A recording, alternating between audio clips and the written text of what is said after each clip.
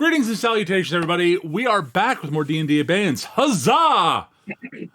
And that's not a game I'm running, that's a game Nick's running, so I'm going to throw it over to Nick now. Wah!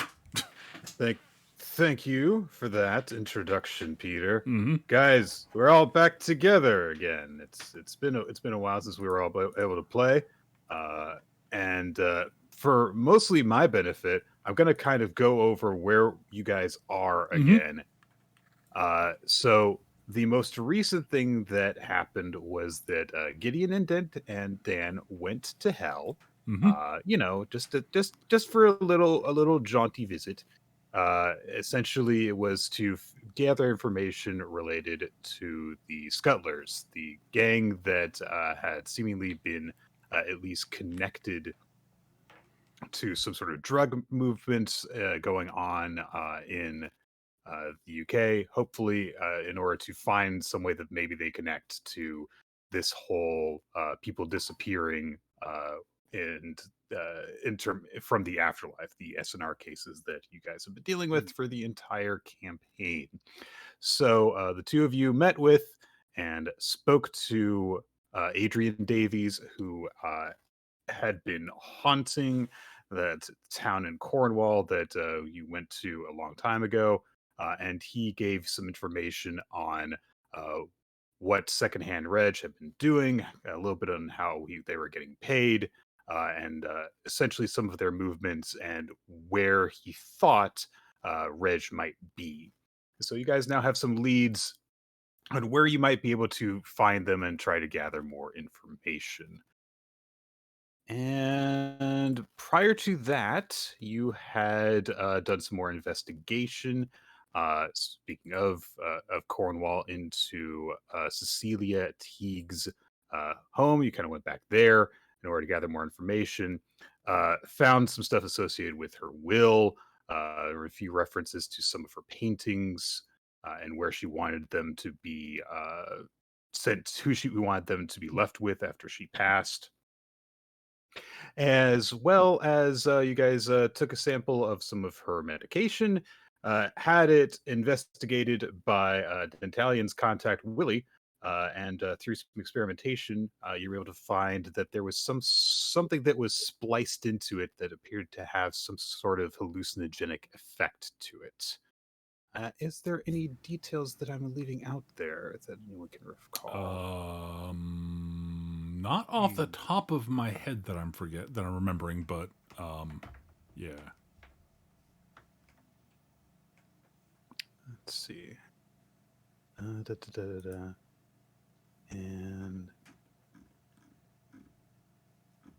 yep, that was basically it. Because the last session we did was essentially just the entire preparation for going into hell, and then actually going into hell and meeting Manosphere Satan. Yeah. Manosphere Satan would have been wearing a suit. This is like... No, this is Antithesis Satan. And yeah. I was visualizing an open white and green Hawaiian shirt with a straw hat that's frayed at all the edges. At every edge? Okay. Maybe carrying honestly, I was seeing like a black wife beater, personally. Yeah, I was thinking, that sort of thing that was about a size too small. And sort of, quote, suit pants, end quote, and then like lounge shoes with no socks. Yep. Listen, guys, misogyny comes in many forms. They just all look like douchebags. So this is true. This is 100% true. So this is where we return to our heroes, who now have some ideas of potentially where to find some of the Scuttlers' points of operation. You know of a couple of places that they were picking up some of their shipments from their suppliers, and also of some of more kind of like out of the way places that Reg would potentially be using as a kind of more permanent base just to hide out in. Right. All right. So, if I remember correctly, my thought for at least the the drop off points was to use one of them to like scout those out and see if we can find where the deliveries are coming from and follow those back to the source where where the stuff is being made, because this stuff has to be dealt with. But we also do need to figure out what happened to Cecilia, so that would be good. Well, I'm thinking we may have to sort of, if we want to we have big advantage in our ability to scout things out, in that we can sort of be fairly unobtrusive generally, and sort of so we probably can stake out more than one location at a time, or investigate more than one place at a time if we split up. As long as we have some way to communicate with each other. I have no idea how we would do that in how we would do that though. I mean, I know a couple of us know the message spell, but Do I know the message spell? I do. I believe Aha! I believe there are limits to. there are significant limits to that it. can be used. There are. So you'd all have to probably be in the same general area in order to utilize that. Yes. Remember, Right. Gideon would not think of cell phones. I should also say that for the last couple of sessions, Tanninar's Skitch was not present. We can generally assume, and I think that if this makes sense to you, Skitch, that you were kind of handling some more personal business, following up maybe with some of the people that you have met along the way, in terms of helping to leave some messages for their loved ones and help them in that regard, which generally tends to be a more personal effort instead of a team one. I mean, that's one option. Another option is that Tanninar was just always there, but because all the shots were cropped to a 4:3 aspect ratio for the TV broadcast, you never saw Tanninar's, just on the edge of the frame. And it's finally completed rehab. This is D&D, not feng shui. This campaign has been modified to fit your device, God. Oh no, the entire thing got filmed vertically. These fucking amateurs. Crop and zoomed, just Oh geez, it's one of those things that's meant to be played in portrait rather than landscape, so it doesn't work on a proper monitor. Wait, well, listen. Okay, once they get that new movie theater set up that has that the portrait, the portrait screen, Is that a real thing? Trust me, if it's not been made yet, it totally is an April Fool's joke somewhere or an Onion article. All right, which means it's real. Well, yeah. I mean, according to the general reaction the Onion's been getting lately. So Yeah. Well, from certain people, I should say. You need to Okay. double check that is in fact the Onion and it is not a real headline. I've had to do that a couple times. Oh yeah. Okay. Sometimes the Onion hits hard. So I definitely think that you guys can have the freedom to either say that we can play this as you guys are meeting to discuss things, or we can just play it as like you guys have figured this stuff out and you're just kind of like going to do whatever you plan on doing. But I do kind of need like a general plan of approach that you guys are going to take. Well, that's why I was bringing up what I was bringing up. But if we want to handle it as a group meeting, I am totally okay with that. Does anyone have a Group meeting preference? sounds good. Okay. Because, even after that recap, I'm just head empty. Okay. I need to actually be involved to. That is get totally my okay. head here. All right. So after Gideon gets back, Dentalian get back from visiting hell, because that was definitely a thing Gideon wanted to do. Of course. It's Gideon's once a century reminder that he doesn't actually like Satan very much. All right, yeah, he's an asshole. Anyways, Why do we keep him around again? well, that's not my job. That's outside my purview. Yeah, but you can still complain about other departments. That's like effort. When I could be focusing on my actual job. At any rate, so I guess Gideon will basically let everyone know that he's, call everybody together to see if they're available to discuss what is next on the agenda. Okay. Because it's a good thing to discuss what's on the agenda. Right. Okay. Is there anything that anyone would like to do in particular before we just kind of assume that you all gather together?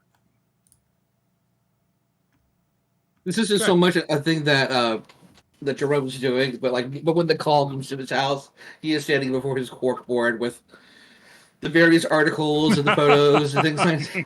And his feathers are all ruffled, and he's like, "What day is it? What day? Oh shit!" I think that we can assume that Jerome has been messed up a little bit by having the knowledge that he was much more accurate with some of his original paranoia than anyone expected. So, it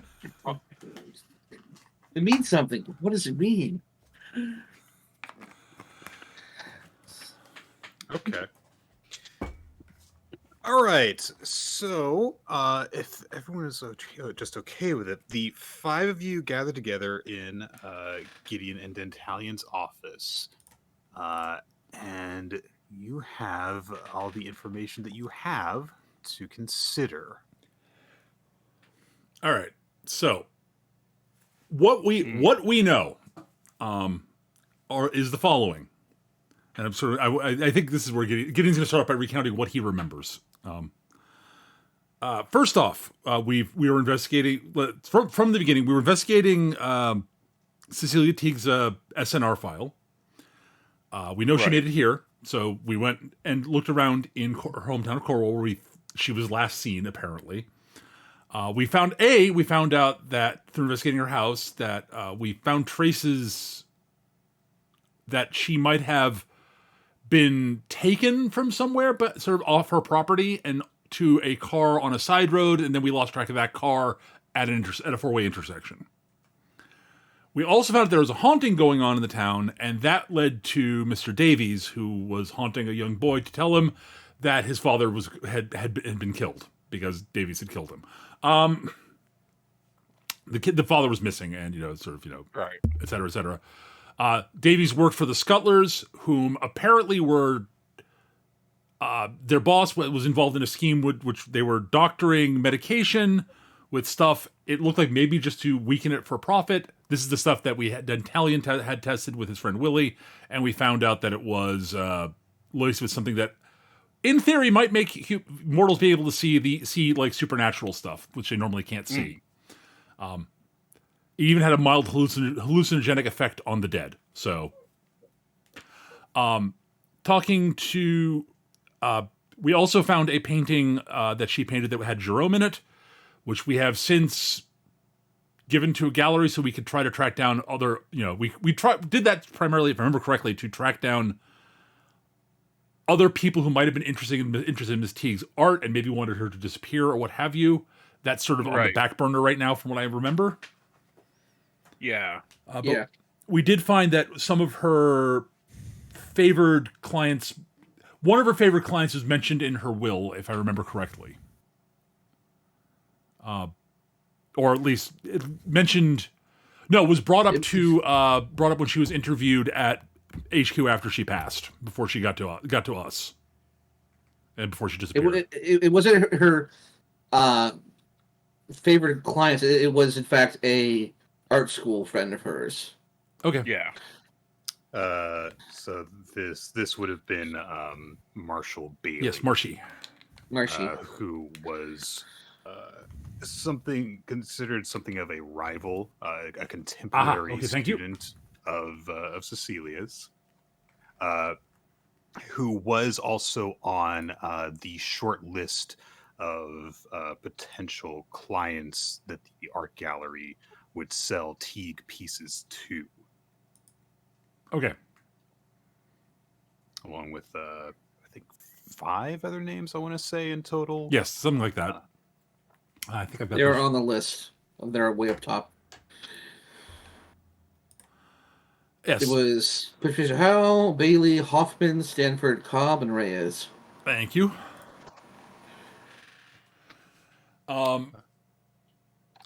So the information we got from Mr. Davies in Hell is that there are a couple locations where the boss of the Scuttlers, whose name escapes me at the moment, but that's not Secondhand Reg. Secondhand Reg, thank you, had a couple of sort of safe houses that he kind of hung out at in the general vicinity, but those weren't the only places he might be found, and that the shipments that when they picked up shipments of the adulterated medications, they picked them up at a couple of different locations. And my thought process on that was, I was trying to find that out so that we could try to track that back to the source where the medications were being made.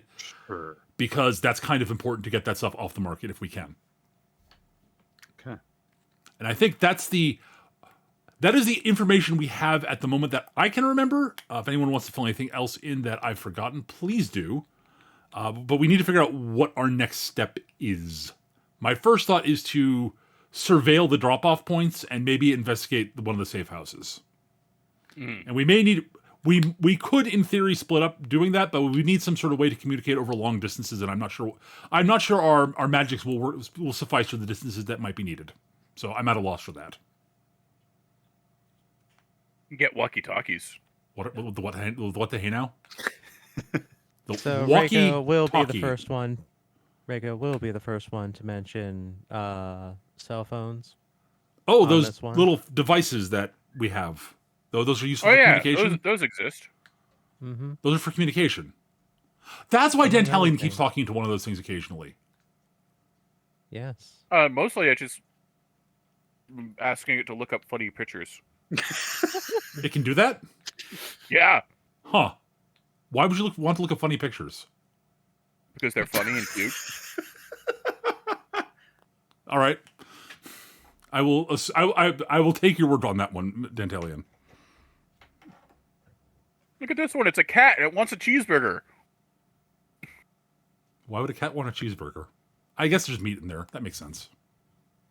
I'm just out of character thinking, it would make sense for dead memes to be the hot trend here. So, I mean, yeah. Speaking of cats on the internet.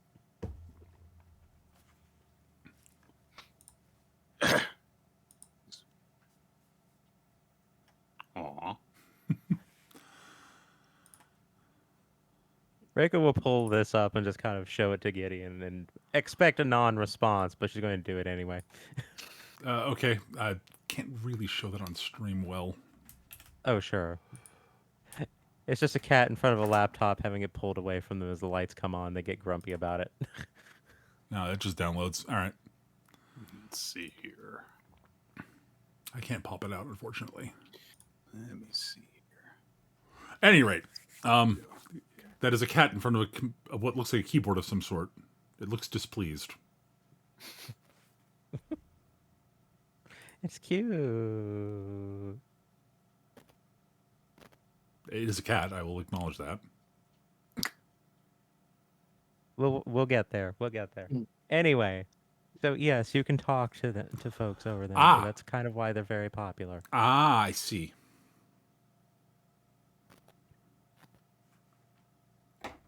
Well, I suppose that these will have to.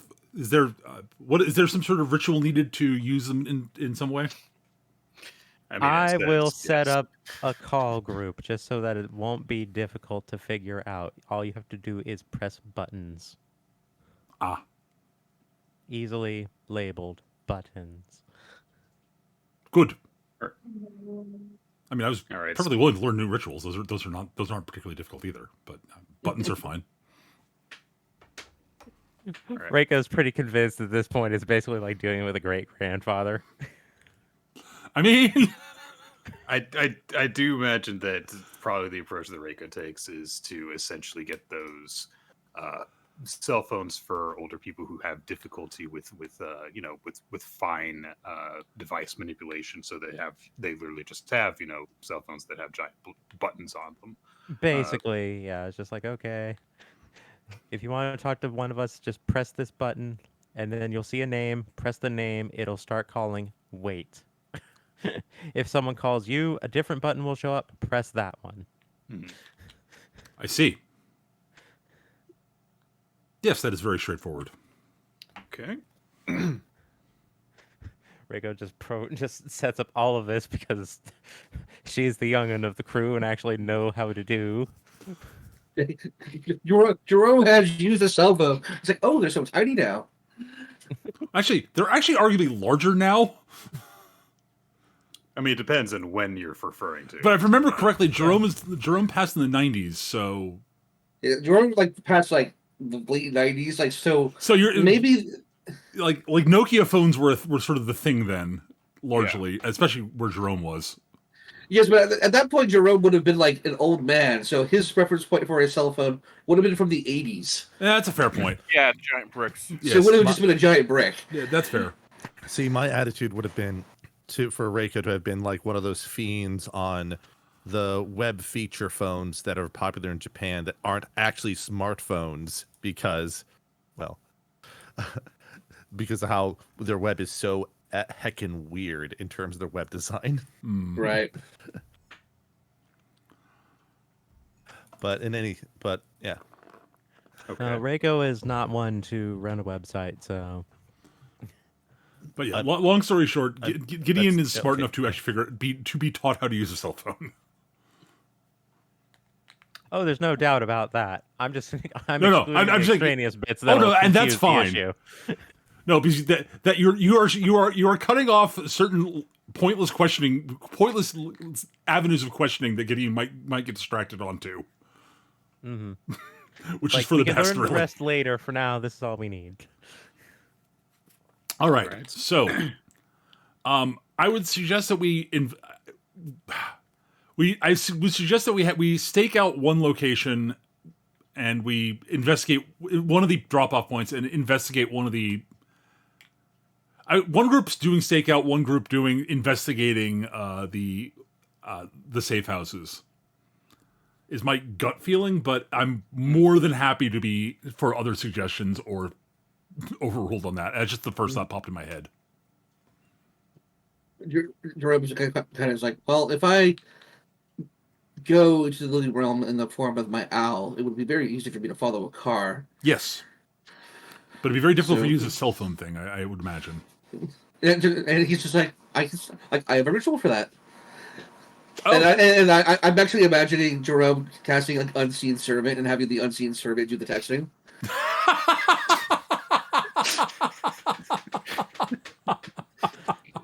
This might be the laziest use of unseen servant I've ever heard of, but okay. I mean, why it's- not, right? I mean, it's sort of Unseen phone holster. all right. Also, just for the comedic image, Reiko's idea of how to keep phone with owl form is to just have Jerome be in owl form, tie a bow to his neck, and just strap it to the ribbon. Yeah, Yeah. I was actually Yeah. thinking like on a lanyard or something, just having like around his neck, like a jitterbug, and just have him fly with that. Good boy. Just photo owl. At any rate, It's a GoPro. I mean, basically. Anyhow, so Reiko is better at the watching for things happening thing than the Okay. investigating things thing. So being on stakeout sounds fine for her. All right. All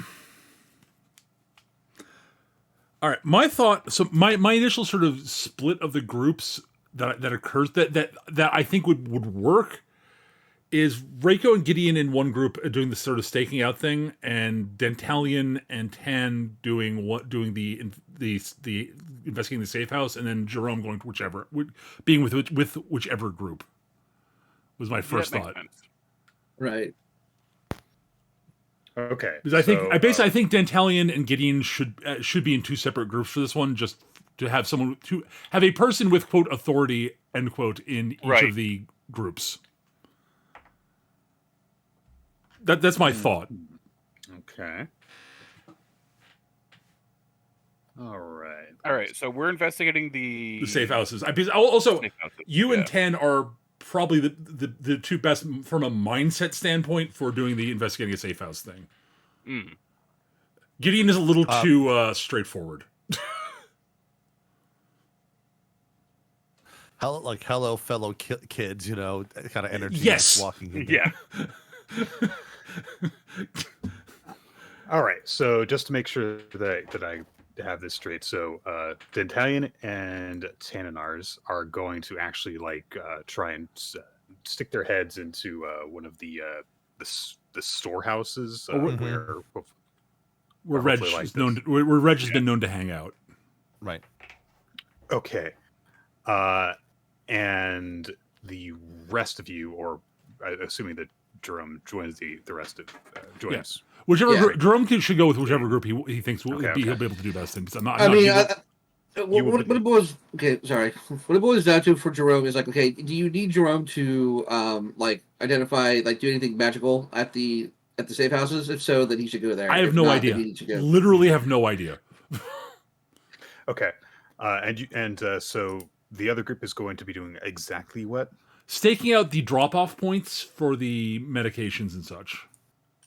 Okay. So we can see if a drop-off comes and see if we can follow that back to the source of origin.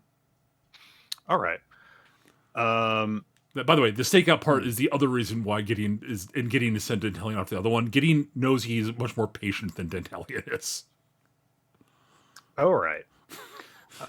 So, is this going to be how do I put this? I guess what my question is how do you decide when you'll be going? If you are going to just go to one of the storehouses, presumably there you guys know that there is generally going to be kind of like constant activity there. Mm-hmm. There will probably be people like constantly posted. If you go to one of the drop locations, that's probably going to be on a schedule. Yes. And so there won't necessarily be stuff constantly going on. Right, and that's at those locations. It's a stakeout. You have to. Yeah. Okay. There's going to. From what I don't remember if we got like a window, like not a particular time or place, but like a sort of a time frame when drop-offs were made. In general, I don't remember if we got that from Davies or not. I don't recall if this came up. I can tell you that they're not exactly on a regular schedule. Right. I mean, of course, it makes sense that there would have to be a relatively consistent string of deliveries just to make sure that supplies were kept coming in. The same as with any business, legitimate or otherwise, that requires a constant influx of supply. But the meetings, I believe I should have brought this up, would not be like every Tuesday at 3 p.m. No, of course not. Like that. Okay. No. I was expecting there'd be like a window of like maybe even like multiple days. Okay. Next question. So Jerome, you say that in order to kind of like keep your eyes open, you might move around in an owl body, and you're talking about using cell phones to keep in touch and everything. This to me makes it sound like you guys are going to use like physical forms for at least a chunk of this investigation. I would suspect we'd be using them for at least parts of it. Yes. Okay. Because we need some way to keep in touch between the two groups, and I don't think we can do that with just magic. It's not even just that. It's that because there's that inherent toxicity in the mortal realm, we kind of have to be in our bodies in order to be out there for more than a. Also, the stakeout's going to be multiple days, so like Gideon can do that, but I don't think anyone else can. Mm-hmm. Yeah, like all right. Jerome definitely needs to be in a body to survive that long. Right. Yeah. Right. Okay.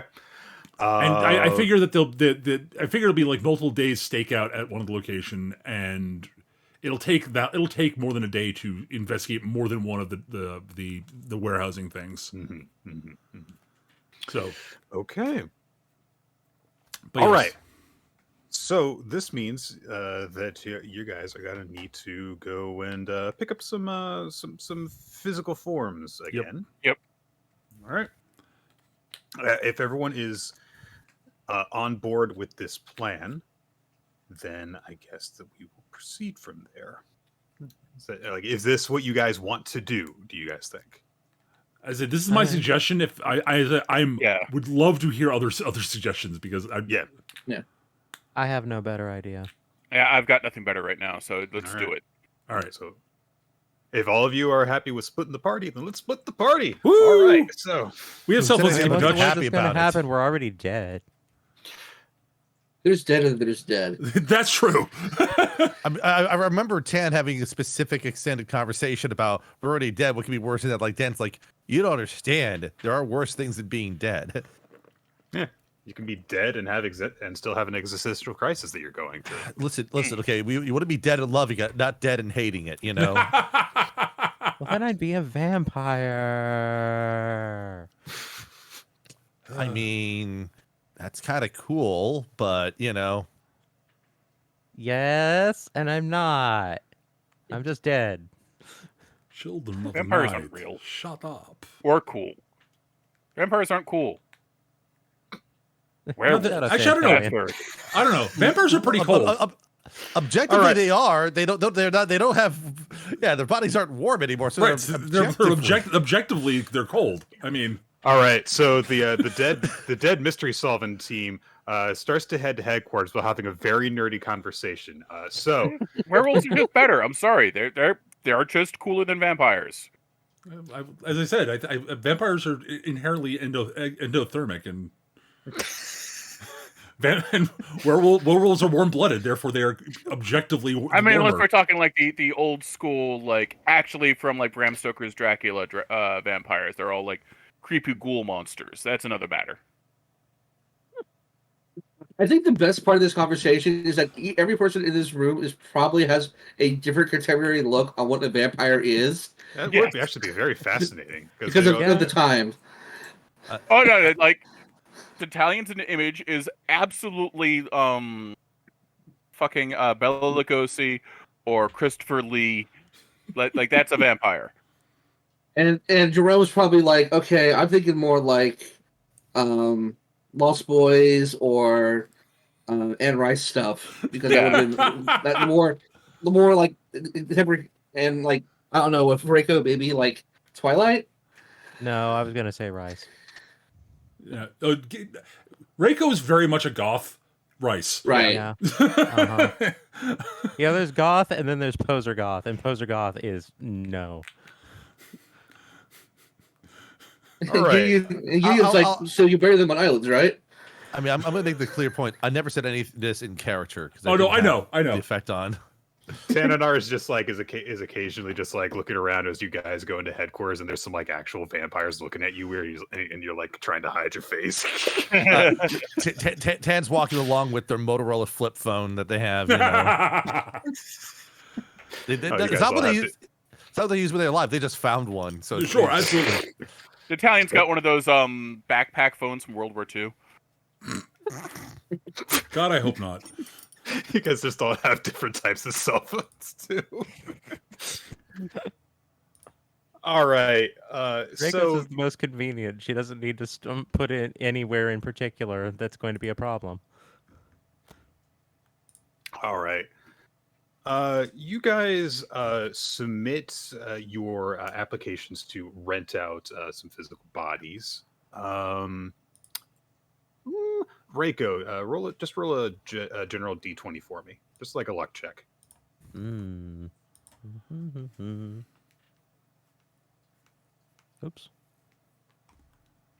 Oh. A 12. All right, that's good enough, I think, given the amount of time that's passed since you last made this request. They managed to take your request and actually have a physical body that meets your specifications this time around. So you'll hopefully be more comfortable. Which, I mean, given that you guys know that you're probably going to be out there for multiple days, is kind of essential for you at this point. Absolutely. Yep. There's nothing worse than being uncomfortable in your own body. Now, I should note If you're a werewolf, you could change your body.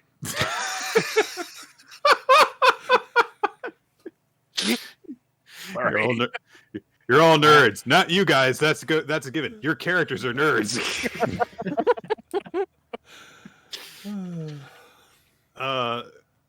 This heartfelt messaging ruined to you by werewolves. One of you, please give me a diplomacy check as well. It can be anyone. Not it. Okay, fine. Diplomacy. That'll probably be either Persuasion, me or you Tan. mean? So There is no Alright. diplomacy anymore. it's that's correct. it's persuasion. Yeah, It's persuasion. All right. I'll say that my roll is the canon one because I got closer to 1. By rolling a natural 1. So Yeah. Ah, we're playing with golf rules now. Gotcha. that's right. All right. No. We're playing with first and second edition D&D rules. There here. we go. Right. There we go. I rolled below my charisma stat of 16, therefore I succeed. Ah, yes. Oh boy. Okay, so you guys are kind of going through the standard process. You're talking to the administrative assistant, who is kind of like, she is in her like, yeah, okay, wait, how long is it gonna be? State the nature of your business. Is it that lady from the Beetlejuice film again? Basically, yes. Is there just a lot of those? Did they take inspiration? Look, when you have a job that has essentially no retirement age, you get kind of jaded with it. I mean, In certain positions, I would say. So she seems rather bored while you're going through it, and you say, "Oh, okay. Well, we're doing this as part of an investigation into our case. All right. And then she says, "Expected time frame of your stay in the mortal realm," and you say, "Is like, oh, maybe about a week." And she stops writing. "Give me just one moment, please." And she gets up and walks off. okay. They hear screaming in the distance, just like, We got another group looking for a vacation. actually, sorry. Listen, if you're making this type of request, you do know the regulations state you actually need to put down a leave of absence request if you're going to be in a stay that's longer than 2 days. Let's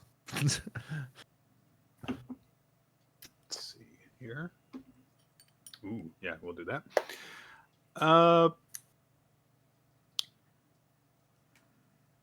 Dan, Yes. I want you to make a choice right now. I choose violence. You can roll either a perception check or a stealth check. And I'm not going to tell you what it's for until you've actually rolled it. I'm going to roll perception just because I'm better at that. It's not very good. That is terrible. All right. I'm just sitting here thinking about werewolves. All right, hang on. Let me roll something on my end here. Well, okay.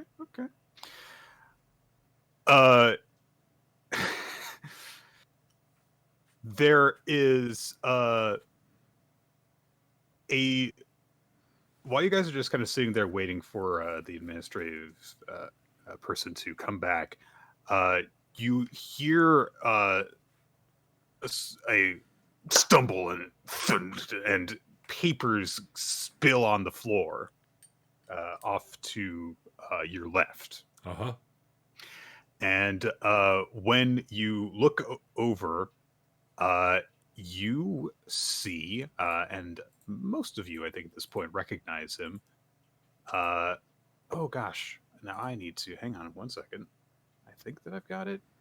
Yes, you see Robert, Dentalion's kind of parole officer, kind of therapist, what have you, who has apparently stumbled into someone else. There is a Doulahan who is picking their head up off of the floor, and he's picking up a bunch of papers that have spilled over. And he's like, I'm really sorry about that. I guess I was distracted.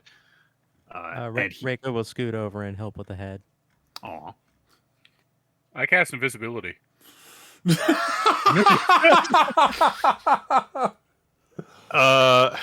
Okay. All right, yeah. Reiko, you come over and help with the head, and the Doulahan. Hang on, let me just roll it. Oh, that's not good. You happen to pick up the Dullahan's head from behind, and so it's like, all right, who's picked me up? Who has? Here you are. And the body kind of feels around blindly a bit until the Dullahan says, "No, just I'm literally right in front of you. Just nope, lower. There you go. Okay." And they kind of adjusts the head and turns it around, looks at you and says, "Thank you for that. Think that there would be an easier connection than this." And then it kind of like tilts the head down a bit to look at Robert, who's finished picking up his papers. Like, all right, watch where you're going. I have to do that all the time. And then kind of storms off and just kind of turns the head to you, Reiko, gives you a manipulated nod by kind of tilting it in its hands, and walks off. And Robert finishes picking up his papers, stands up and says, "Sorry for causing a scene there. Thank you, miss. You're one of Dan's. You're one of Dan's friends. I'm Yamashita Reiko. Oh, nice to meet you. My name is Robert. I'm Dan's point of contact. It's nice to meet you. I'm Robert. Gideon. Yes, and I just saw Dan with you. He was here just to... Didn't tell you if you can give me a stealth roll. You're invisible, so give it to me with advantage. Yep. Okay. That's survival. Come on. That's survival. Okay. That's survival, so you might... Whoops.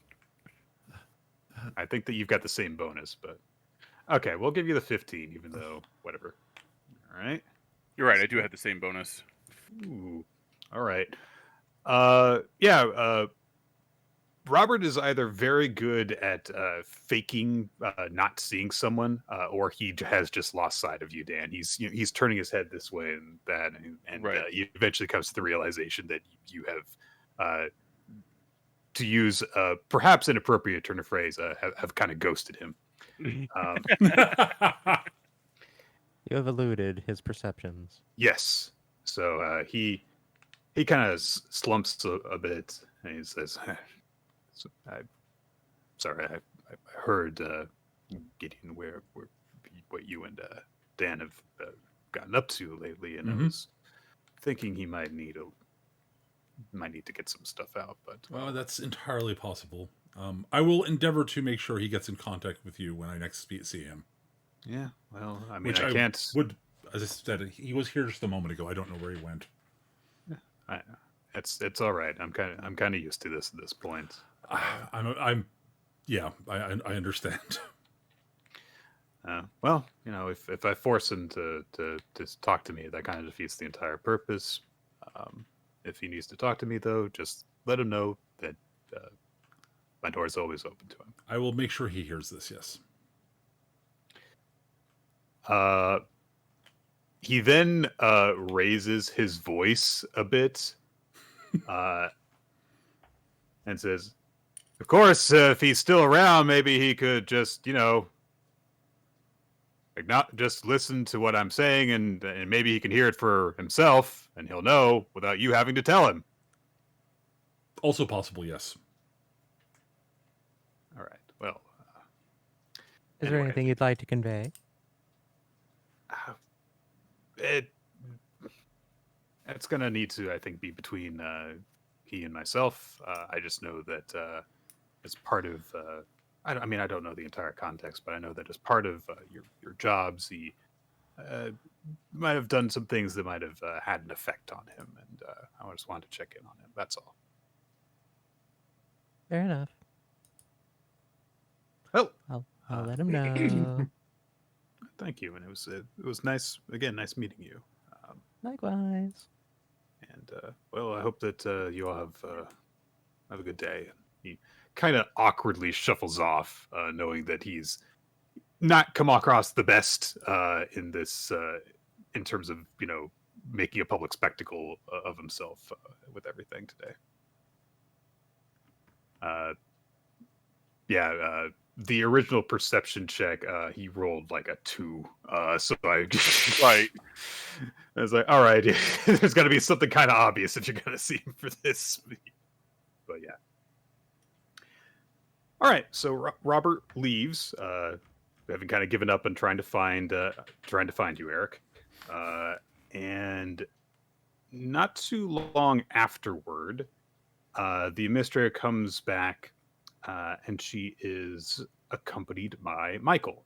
You guys, of course, have had a number of dealings with to this point. And he looks a little bit troubled. No insight roll necessary for that. Oh, Gideon, Michael. Reiko-san, and Tananars, and St. Jerome. Nice to see you all again. Dentalian was around here somewhere at some point. I'm not sure where he went. Oh, I'm sure he's around.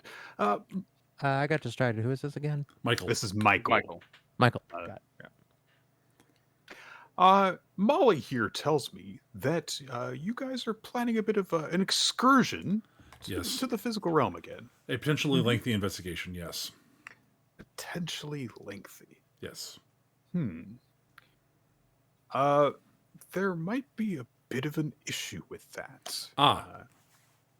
Indeed. Not something that we can't work around, but recall that in some of your recent visits to the physical realm, you all have had a few not breaches necessarily, but a few close calls, I think we'll call them.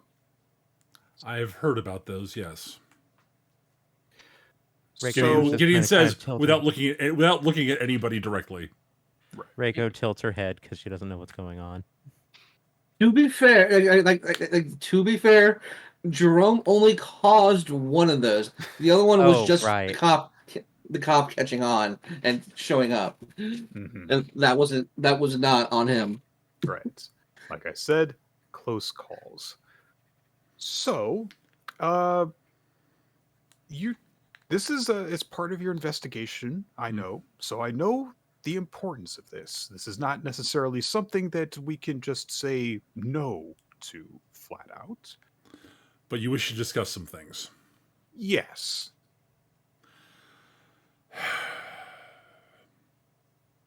I think I can read you into some of what's going on, Michael, if you would like, if that would be helpful.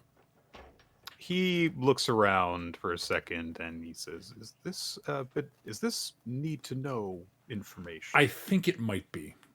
That's why I've been very cautious about discussing a few things. Is there a tiny office we can talk about this in? Yeah. There are many tiny offices that we can talk about this in. Yeah. Why don't we relocate to one? That might be a good idea. I propose we pick an office that is almost big enough for all of us, just to make this more appropriate, you know. Oh, that's a challenge. No office is large enough for me. Almost big enough for all of us. Just so you have to leave someone outside. No. It's just almost large enough slightly to be uncomfortable. Like slightly uncomfortable, yes.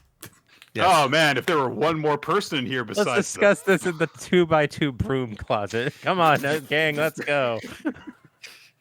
I'm not sure all of us need to be in here for one of you to tell me about this, but okay.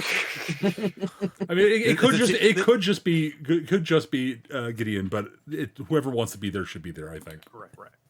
Okay. It's a team effort, you know.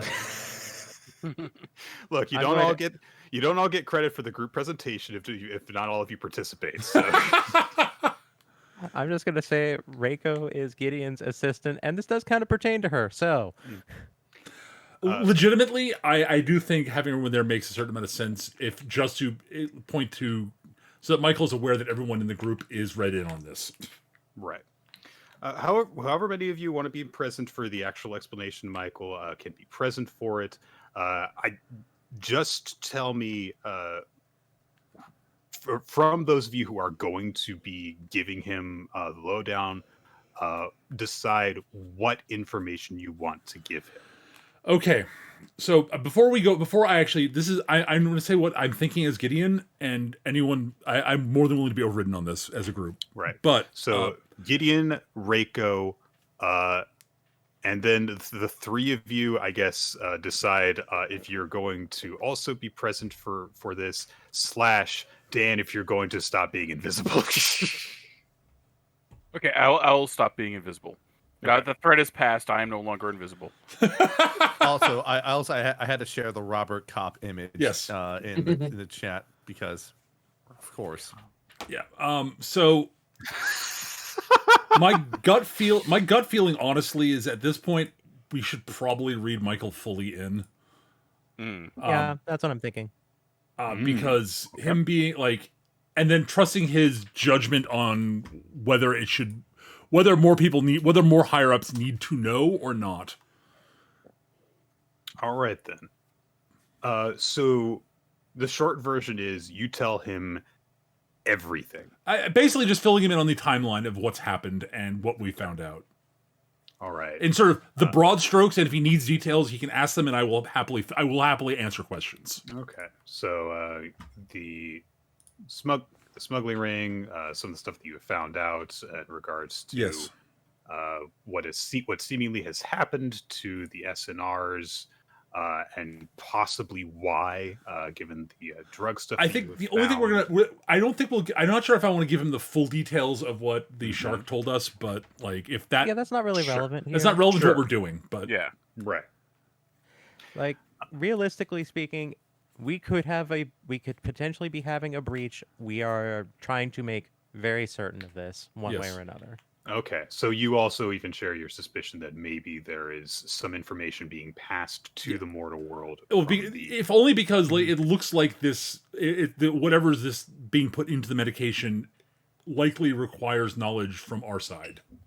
Gotcha. Okay. As you guys go on going over some of what you have found out thus far in your adventures, Michael does start to look increasingly concerned. When eventually you stop, he says, "All right. So you think that this real world, this physical world crime ring might somehow be tied to what we've been experiencing with those cases that you've been getting, and that's why Yes, you want to do some investigation." that is my current suspicion. Yes, that is my current hypothesis. All right. Well, be that as it may, this is a group that is primarily tied to activities among the living. Getting involved in them, especially with something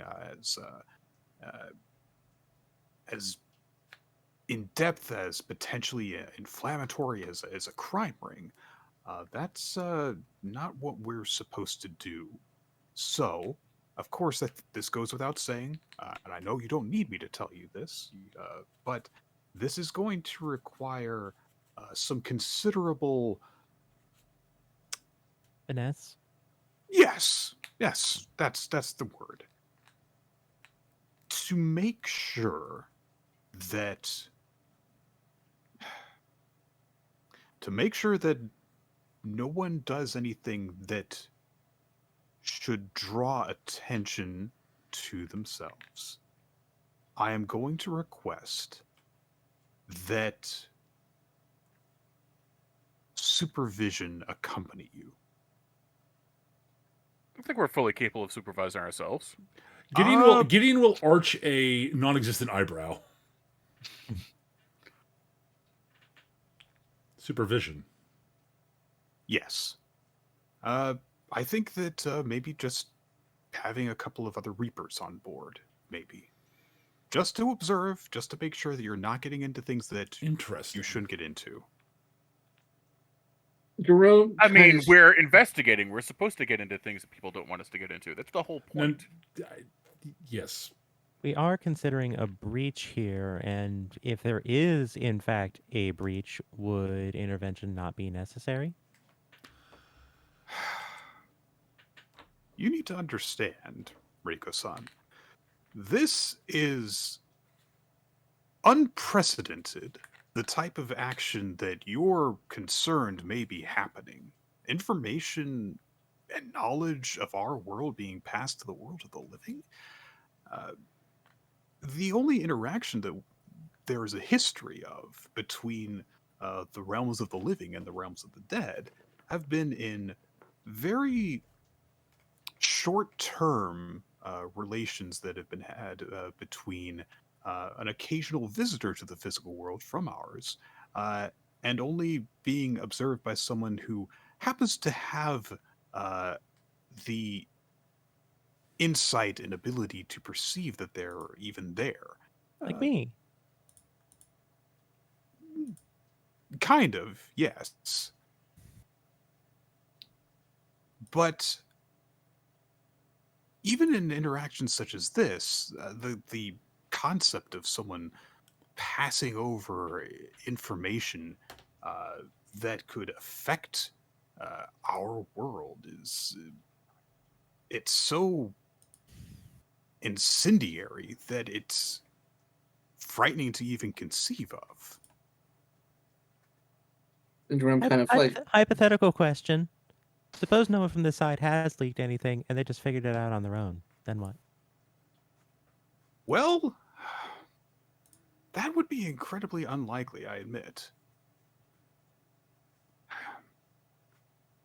Jerome kind of like speaks up. It's like the details of what happened to Mr. Who was the guy that got dumped off the boat? Davey, I mean- that was not Davies. That Trelawney. was Trelawney. Not Trelawney. Yeah, Yeah. Trelawney. Yes, Mr. Trelawney. Like the details of Mr. Trelawney's entrance into our domain suggest very specialized and specific knowledge. This is undeniable. I'm also going to point out that the population keeps on growing, which means chances are getting better of someone just figuring this out on their own. Like, even if it's 1,000,000,000 to 1 chance, that means, on average, 8 people have figured it out.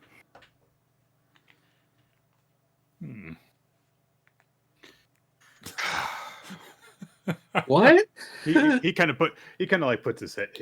Michael kind of leans forward and kind of like starts to rub his temple. Like this Michael, is a question. yes. You're suggesting additional Reapers be assigned to look into this. Whom would you suggest? What do you mean? I'm asking, of the Reapers, whom would you suggest be assigned to this? I do not think all of them are cut out for this sort of thing. Oh, I'm not saying that Davy Jones should go with you or anything like that. Oh, Yes, that would be an issue. How did you get him that far on land? Weirdly, I don't think he's the largest problem of them, honestly. spite. That's how you get it to go on land. But anyway, Yes. No, I'm thinking more from a... Jai would be a poor choice, for example. he's a bit too rigid, you think? Yes. I like Jai. Jai and I work very well together, but he is even less prone to accepting new ideas than I am. I was thinking Giorgio. Yes, that would make sense. He has a general history of managing to adapt, but Is that to the be party guy? restrained in doing so. Yes, Okay. that's Teresa's Therese. partner. Just making sure. Teresa's partner, yes. Yes, Giorgio is The other really old Reaper. an old Roman, Greek, Mediterranean-ish Reaper who has been around at least as long as Gideon has. Giorgio would make a certain amount of sense, yes. They seemed a little bombastic. Michael looks kind of like, what? Really? At this point, Jerome kind of looks at like Gideon. He's like, Gideon, is there anyone that you've worked with in the past that you would absolutely trust? Giorgio is And- that I would absolutely trust. Other than Giorgio, Yes. of the Reapers. Well, I mean, I know this is calling on you to come up with some knowledge on the spot, but like, no. This is. I'm trying to think of how. What currently trying to think what. That depends on state of mind is. what framework do you mean by in what framework are you referring to this trust being? The problem is that most of my work with the other Reapers is in the role as a Reaper, which is a different thing than what we are doing now. For example, as a Reaper, I would trust Jai to the ends of the earth.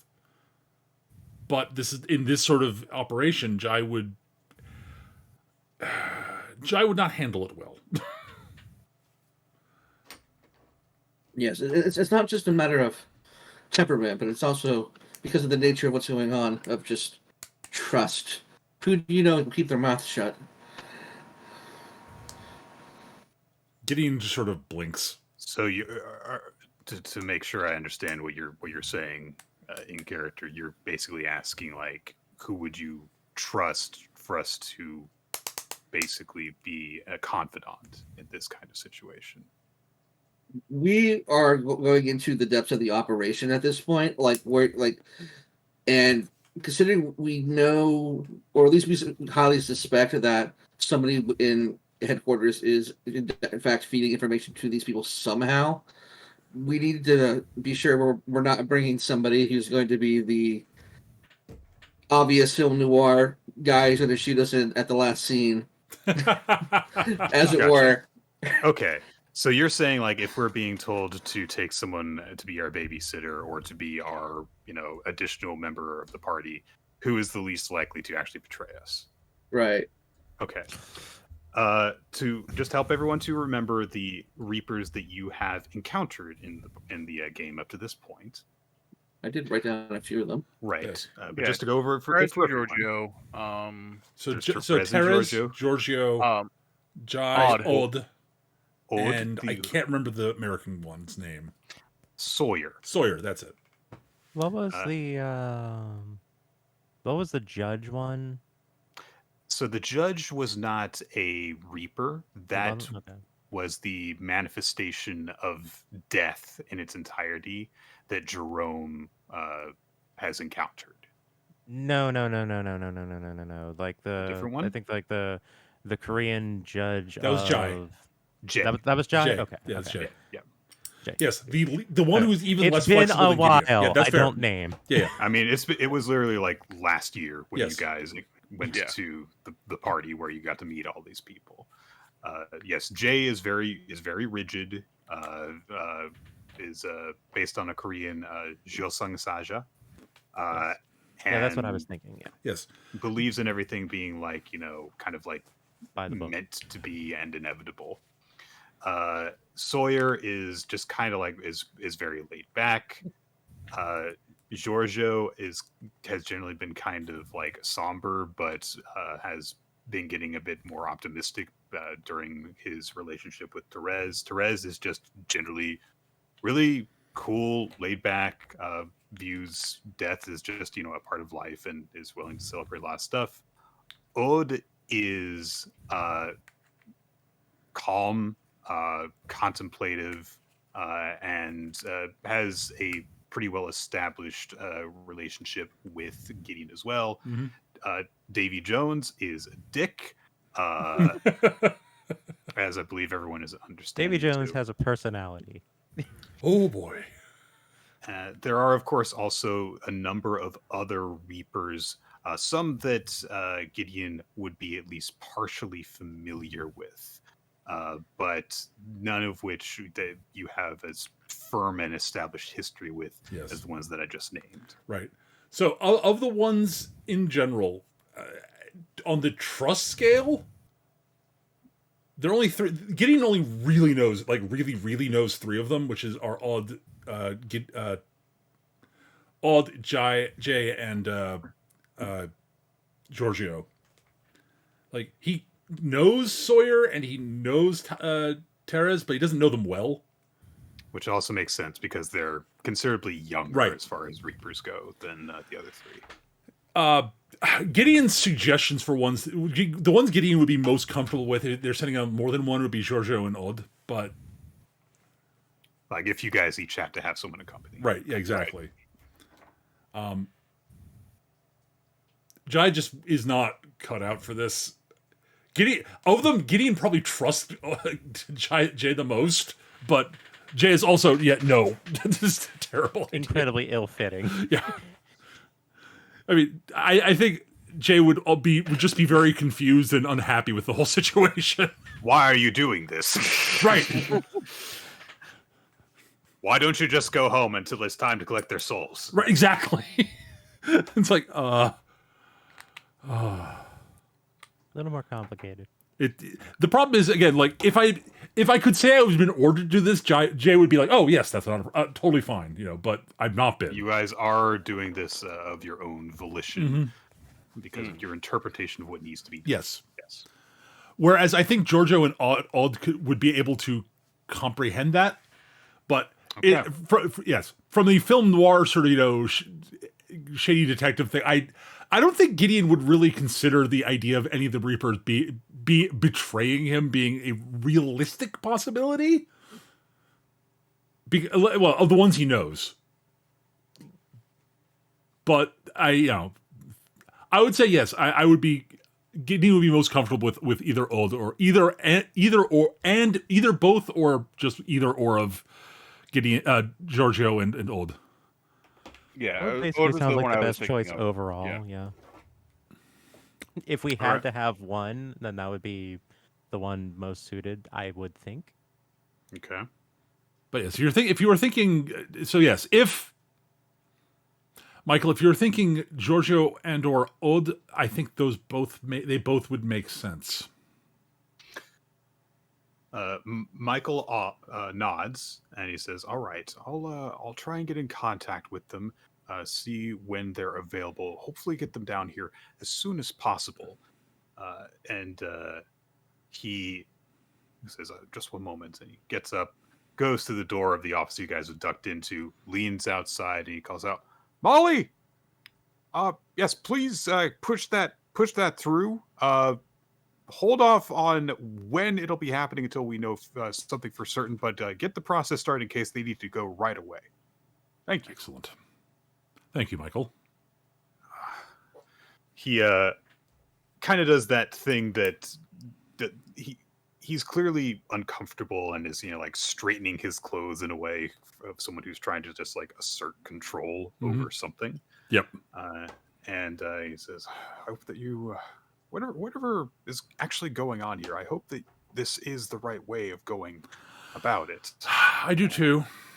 I'm hopeful. I'm hoping that there is no link between our realm and the Mortal Realm. This is just a horrible coincidence. But my suspicions are that it's not.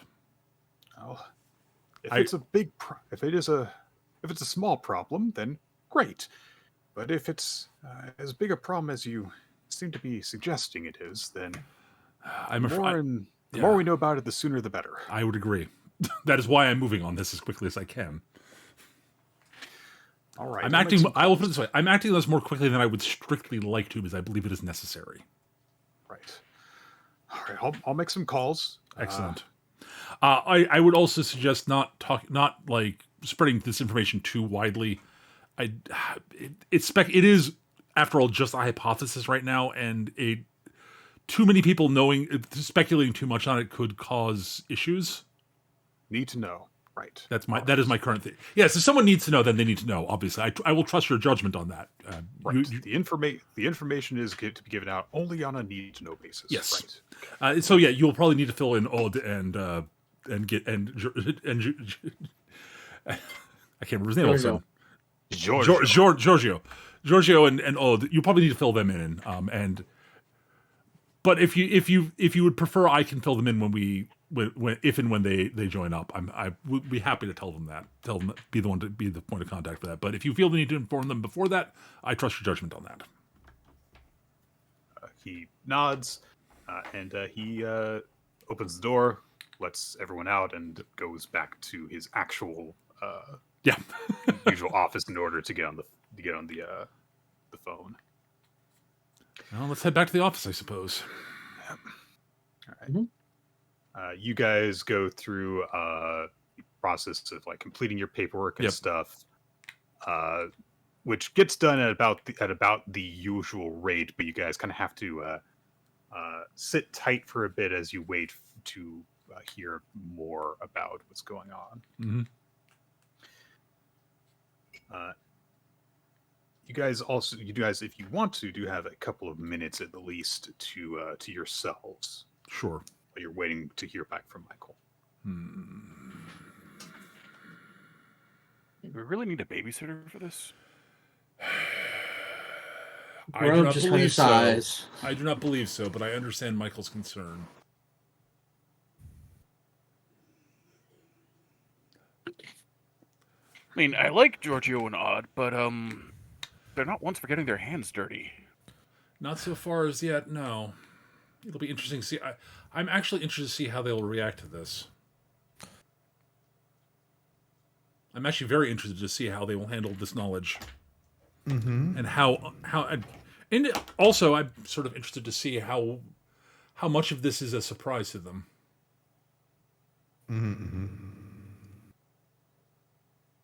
They'll likely deny it's even a thing. Oh, absolutely. That's going to be someone's. That's going to be anyone's like first reaction. Yes, but how they? I'm honestly surprised Michael took it as well as he did. Yes. Actually, Nick, I would like to make an insight check on Michael's reaction to that. Honestly, Go right ahead. I'm not good at this, but I'm not bad at it either. So Assist? yes, I rolled poorly. Oh, Bayer. I rolled a Assist. 1. Reiko's Oh. good at the inside thing. She can discuss it. Sure. Yeah, I'm sorry. Yeah, you guys can discuss. You guys can, as a whole, I think, all make insight checks. Absolutely. We're all present for the conversation. We're all observing his behavior. Yeah. So All right. Yeah, like I'll more apt to just giving out like advantage was just assist is a that's 20 by Jerome. Nice. Jerome. And with second place going to Tan. Let's Nicely go. Jerome, whose senses have been heightened by his I think paranoia. Gideon was too focused on giving out the details to have paying close Jerome- attention to Jerome was hanging upside down, so got all that blood shoved into their brain. You know, that's what happened. Gideon, you kind of had tunnel vision because you were just supplying the information. You were Yes. trying to focus on remembering all the important details and deciding which of it was most essential to actually Yes. give to Michael. Yeah, and Reiko all was the kind rest of of you. helping in on that. Yeah. Right. And so you were, Reiko, you were kind of going between Gideon and watching Michael's reaction. The other three of you were just, for the most part, listening during a lot of that exchange. Although Dan, of course, you did, pipe in a bit every now and then to just express your displeasure with the idea of having a babysitter for this. Yeah, because Stan does that. Yeah. So Tan and Jerome, however, you guys were watching Michael very closely during that, and Tan, you have, and also both of you have met with Michael a number of times in the past because he's a common point of contact whenever Central needs to reach out to you guys to assign you some work, and Tan, you are fairly sure that Michael's reaction was legitimate, at the very least, in the feelings that he was expressing. He was stressed out, he was worried, and whenever he expressed a certain concern in words, such as like, "Oh, this would be unprecedented," he was being like serious. Like the idea of what you guys are suggesting is in itself just a disturbing idea. Jerome, you have your string board. You have been going over this for a while, and you are convinced of one of two things. Either that Michael is the best actor in the afterlife, or you can take him off of your board of suspects. Essentially, he would also have needed to roll a nat 20 on deception in order for the feelings that he was expressing to not be legitimate. Okay. So you're pretty sure, like, this guy seems like he is actually just very worried about new information to him. Mm-hmm. So it's not impossible that he could have been deceiving you. Like I said, I could have rolled a nat 20 over here on a deception, and I think that his deception is more than 0. I can tell you that much. But the possibility is 5%. It would have had to be a nat 20. So that's what you guys, consider as you guys are, I think, all sharing a little bit in Jerome's paranoia at this point. Like, I don't know if we can, trust everyone, and we're kind of having to share information now for the first time in order to just be allowed to go out and do some stuff. So this is a bit concerning, I think. I think it is important to remember that Reiko was still young when she died, so she hasn't really had to deal with like corruption very much. That hasn't really been a part of her life. So she's not really considering it too much from that angle. She's kind of more just like, I don't get this for any kinds of, this doesn't seem like the correct thing that the brass should be doing. Not that she would even think of really calling it the brass, but it's more just kind of like innocent confusion of like, I don't understand this. Why that doesn't make any sense to me. Oh well, whatever. Dan's used to being the corruption, so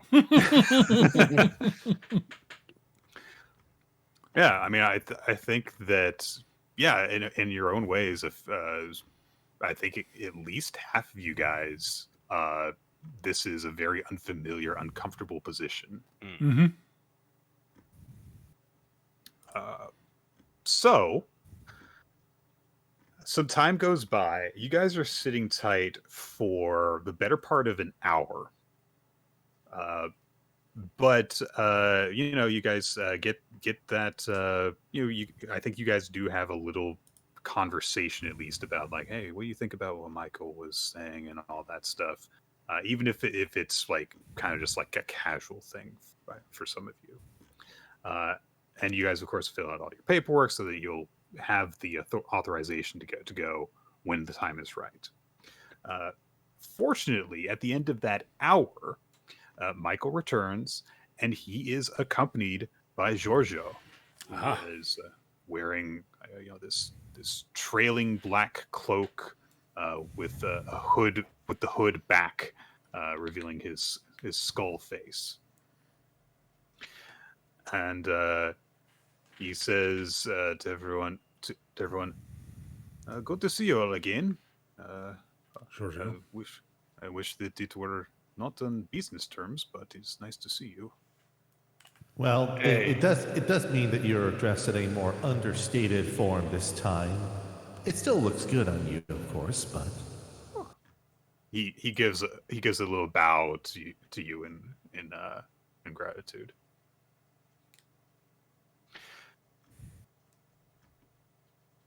I have fortunately an opening in my schedule for it. At this time, it looks like a few days. So if you need, he kind of turns his head for confirmation from Michael. Supervision, accompaniment. An outside observer. Yes, observation. We'll call it that. yeah, we'll call it that. Then I am available to accompany you Excellent. while you go on your duty. I will say that I have been told that I am doing this purely in the capacity to make sure that you do not do anything unnecessary. But so long as I do not see anything that I find to be or judge to be unnecessary, that I will strictly be there in a passive observation capacity. I will not get in your way, in other words. All right. Yeah, give me. Let me just do it. Okay, never mind. All right. So, is everyone ready to go? Assuming that we We're have ready. everything's set. I've nothing else scheduled at the moment, shall we say? We've been ready. Yes. Michael does look a little bit uncomfortable as he says, like, you guys were planning on being in 2 different places at once. And, Yes. I mean, Georgia, unless, correct me if I'm wrong, but I don't think you can do that with just yourself. He says, well, I can try and maybe go back and forth a bit, check in on each of them, maybe. Hey, give him one of these little walkie-talkies too, so you can check in on us. Oh, it's got such big buttons. I know, right? He starts kind of like, yeah. He reaches forward towards it and just presses on a button, and it starts to Oh no! it has a gentle, little bit of gentle, feedback to it. Oh, gentle. Jin. Oh. Click. So what do I do now? Rhaego will walk them through the technology. All right. You go through the process of helping another technologically illiterate Out of person, touch individual. right? Possibly entirely technologically illiterate. I'm very amused that Reiko has kind of become like the team teacher in a really stupid way. I just had a thought. Shall we say that Rico has all of the like passwords and such for the phones in case one of them goes missing? I think that makes sense. Just in terms of the way that cell phones in a modern sense work, where you need to be able to unlock them in order Yes. to use them at all. Yeah. I think that it makes sense that Reiko has to have them all memorized just to make sure that, if in case any of you forget how to do it or forget how to do it, that I'm assuming these phones do not use facial recognition as an unlock feature. No. That might cause problems. Right. Like, it's your thumbprint, and you'll get your skeletal hand. Yeah. What? Yeah, no, Well, we're going with pin codes here. Yeah. It's more that I'm thinking that since we're being separated, if one of us gets disappeared, as it were, this might be a good way to have some kind of idea of where to look. Sure. As an aside, I was over here contemplating the idea of just being like, well, the only one that you actually need to watch is that one because that's the one that fucked up. So you can just hang around that one and the rest of us can just do our business. But I felt that was a little too mean. It was mean and also kind of inaccurate given the full breadth of stuff that you guys have gotten up to in the physical world. But yeah, so you kind of bring in Giorgio on this in order to make sure that you guys are prepped to go. And I think that you guys also just start setting off, starting to head towards the crossroads. And Michael wishes you well. As you are leaving Central in order to head there, you see kind of hustling up to it Odd, who has shown up a bit late. Aha. He's like, and he kind of dons the posture of someone who to kind of like catch their breath, even though he doesn't need to. Right. And he says, I'm glad I caught you. Oh, all right, where are we going? Right, we're going. Insight. Roll for me. That's pretty good. He wasn't part of the brief or any of them. It's like, okay, he was on the list, but he wasn't part of the brief. He wasn't introduced by Michael. Hang on. Why? And he's late. Yeah, and he's late. Reiko's asking questions. I was just I literally just finished up a job in order to get here and help out because Michael gave me a call while I was collecting a soul in Copenhagen. Ah. I see. Is Ode like Nordic? Yes. Yes. Hmm. Okay, so once we resolve this thing with Rico, Jerome's going to say something. Yep. Reiko, you scope him out and are, kind of peer into the dark holes in his mask. But judging from what you can by the tone of his voice, it sounds like he literally was just in a hurry to help out his friends, or at least his friend in Gideon, when called upon.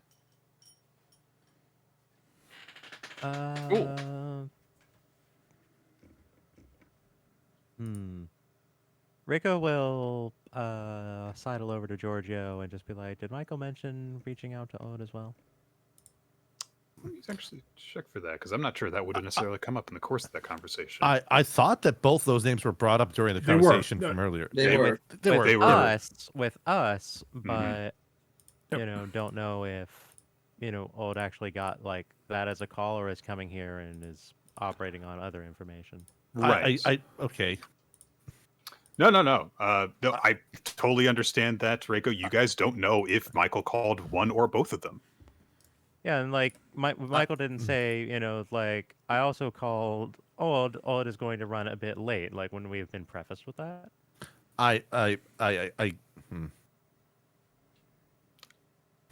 So, okay, yeah. Ode looks at Giorgio and says, "Oh, you're here. Oh, okay. I didn't know that Michael called other people." And Giorgio looks back and says, "Oh, he mentioned he might be calling you. Yes." Literally just how I rolled on the dice right here. It came up differently in the course of conversation when he called both of them. Mm-hmm. Right. So, yeah, Ode says, "I got here as Right. fast as I could because I did not know that someone else would be here." That's fine. If you don't, Having both if you of don't here want might- me to come along, No. then I Please come understand. along with. I will fill you both in on what's going on as we walk. Yeah, and as they walk, Jerome's like, "Oh, a raven is a traditional messenger of death in your culture, right? When was the last time you took the form of a raven?" Ooh, okay, actually interesting.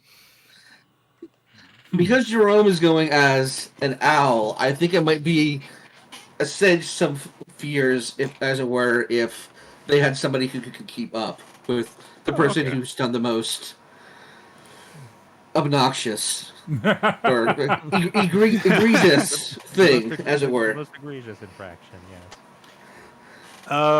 Actually, make an insight check for me, Jerome. Okay, let's do an insight check. Another great roll. Well done. Yeah. 15. You look at Ode as you say this, and it's hard to read the expressions of any Reapers because a lot of them, hide their faces or don't have faces at all. But you see, just kind of in terms of his body language, that he seems to kind of deflate very, very slightly. And then it's gone a second later. When you bring up in your culture, the raven is, a harbinger of death kind of thing. And he just says, I haven't donned that form in some time, but I suppose if there is a reason for me to do so, then I can adapt. Jerome just kind of gives him a hearty pat on the shoulder. This would be a good time to practice. I also said I will fill both of you in as we walk. All right. So you impress upon the two of them what you guys are kind of like this. Oh, wow, I just somehow managed to forget the word in the middle of saying it. What are the stakes of what is going on and what you guys are planning to investigate? Yep. So you guys get to the physical world. Do, I guess, a last check to make sure that your new means of communication are functioning Beep, properly. Boop, boop, beep, boop. And then set off to a couple of different destinations. Yes. Reiko can text and call faster than the other four combined. Probably. Probably. Well, yeah. I mean, if you add all their times together, then of course you'll be faster. What, is that not how it works? Sorry. Reiko's phone is red. Cell phone call faster. 3 So, times faster than another cell phone. all right. So it's going to be Jerome and Dan and Tan checking out the storehouse kind of areas. Right. And Reiko and Gideon will be sticking out one of the drop points to see if you can head back to the source of where this stuff is coming from. Mm-hmm. I thought Jerome was going to be with them because he would be the best able to follow them, unless they have a car. Oh, okay. So you... Oh, I got you. Yeah, Roger that. Go, because you're probably going... you would, for a drop point, you would probably meet in Gideon probably has acquired a car for this for the very simple reason that it's a stakeout, and you do stakeouts in cars. Yes, It's of course. true. Okay. Sorry, Jerome was kind of a floater between. Yes, I left it open with Jerome to decide where he would prefer to be. All right. So per your suggestion, Jerome, Old will be accompanying the three of you. Okay. Then. And meanwhile, Giorgio will be accompanying Dan and Tan. All right. Okay. So, Reiko, Gideon, Jerome, you reach one of the drop points, which in this case is well, let's see here. There's a couple of points that make sense. All right. I rolled high, so I'm going to actually give you guys a choice on this. Okay. You can go to one of the drop points, which is kind of a crossroads in a somewhat rural road, which doesn't see a whole ton of traffic. Or you can go to a drop point which is kind of on the docks on the east coast of the British Isles. My gut feeling is the docks one. Okay. Because it's an easier one to leaning stake that out. way. Yeah, I'm leaning that way. One, there's more like there's more industry, there's more construction. So like if we're using phones, the fact that there's going to be signals passing through there is going to be less conspicuous. Okay. Also, it's by the ocean, and Reiko's from the Japanese coast. So My take on it is, if these people truly are in the know, that they're probably going to have a drop point near the ocean in case you need to get rid of somebody on the fly. Fair enough. Okay. All right. So you stake out there. The area that you're looking at is kind of as out of the way on the docks as you can get, but that makes sense because a certain like docking areas actually have a surprisingly large space of land dedicated to them. mm-hmm. That's just happens to be like stretched out along the coast, and it is a place that the specific drop point per the specifications you guys got from Adrian Davies is that it is in one of those kind of fields of cargo containers, kind of out of the way of a lot of people's notice in terms of the traffic that flows through the area. Right. There are, however, are ample spaces to hide a car and stake a place out, in terms of like hiding it behind areas. And there are also some like pickup trucks that are just kind of left out there at various points to kind of retrieve stuff from within one of the containers. Refresher question, because it's been a while and I don't remember. The temporary bodies, do they need to be maintained? You guys are going to want to probably eat some food every now and then. Okay. All right. In terms of like having a limit to stuff, there is a limit to how long you guys are kind of like allowed to be out here, but it's not as if you would be here in your spectral forms and literally have to go back within a few hours, or it would like hurt you.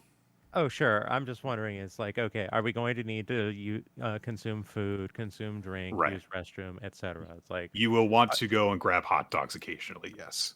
all right, so not so isolated that doing, supply runs or maintenance runs We're in are England. going to We get be. kebabs. I was gonna say it's Oh, gonna be kebab, isn't it? Yeah. You're gonna go and get breakfast rolls occasionally. God. Mhm. I mean, there's Brekkie. there is a Get some- bunch of different fast sort of corner store fast food stuff that is available in the UK. Yes. Get some chicken tikka, Yeah, go to Yeah. Nando's occasionally. Yeah. Mhm. A doner Cheeky kebab, Nando's. Yep. fish and chips. I'm gonna go with Reiko. Seeing as how we settled on a doc, Reiko actually brought kind of, a what's the term? My head keeps wanting to say tart, but that's not fucking correct. A net. Uh, We the, get- I'm the just kidding. like the kind of like the kind of stuff you wear to deal with like rain and Oh, whatnot. poncho.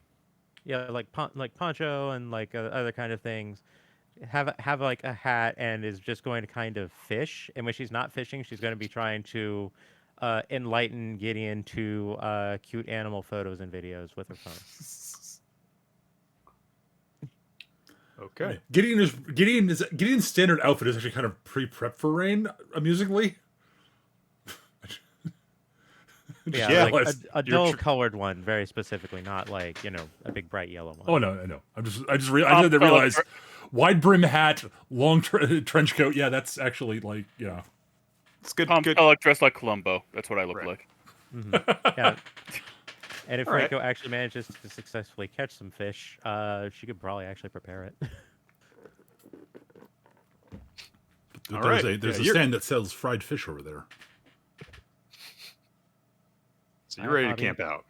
I have hobbies. I don't just deal in debt. Ah. Also, apparently something called fries, or sorry, chips. Fish and chips. I should procure some. All right. So you're getting all set to Yes. camp out and potentially be here for a bit of a long haul. I get you. Jerome, are you there like in your owl form, just generally speaking? Jerome is probably he's in his owl form. He's probably not hanging out with the people in the near the car because that would be weird. He's probably like up on a light somewhere or somewhere high up, so he has a good vantage, but and also wouldn't be out of place for a bird to be. Right. Okay. And if he can just go harass some tourists and take their fries. Old. That was an owl. Those sea pigeons are getting stranger and stranger. That one's head done turned its head around on me. Ode kind of alternates between just being in his Reaper form and just being a spectral entity Mhm. that is just kind of hanging around you guys. But he also does occasionally shift into a Raven form and kind of perch near you, Jerome, or fly around a bit. Like Jerome is clearly being within sight of the others as best as he possibly can, just so they know where he's at. Okay. Dentalion and Tanninars. Yes. Meanwhile, you guys approach a more permanent place of business, we'll call it, for the Scuttlers. Mm. So there is, we'll call it a kind of a warehouse district.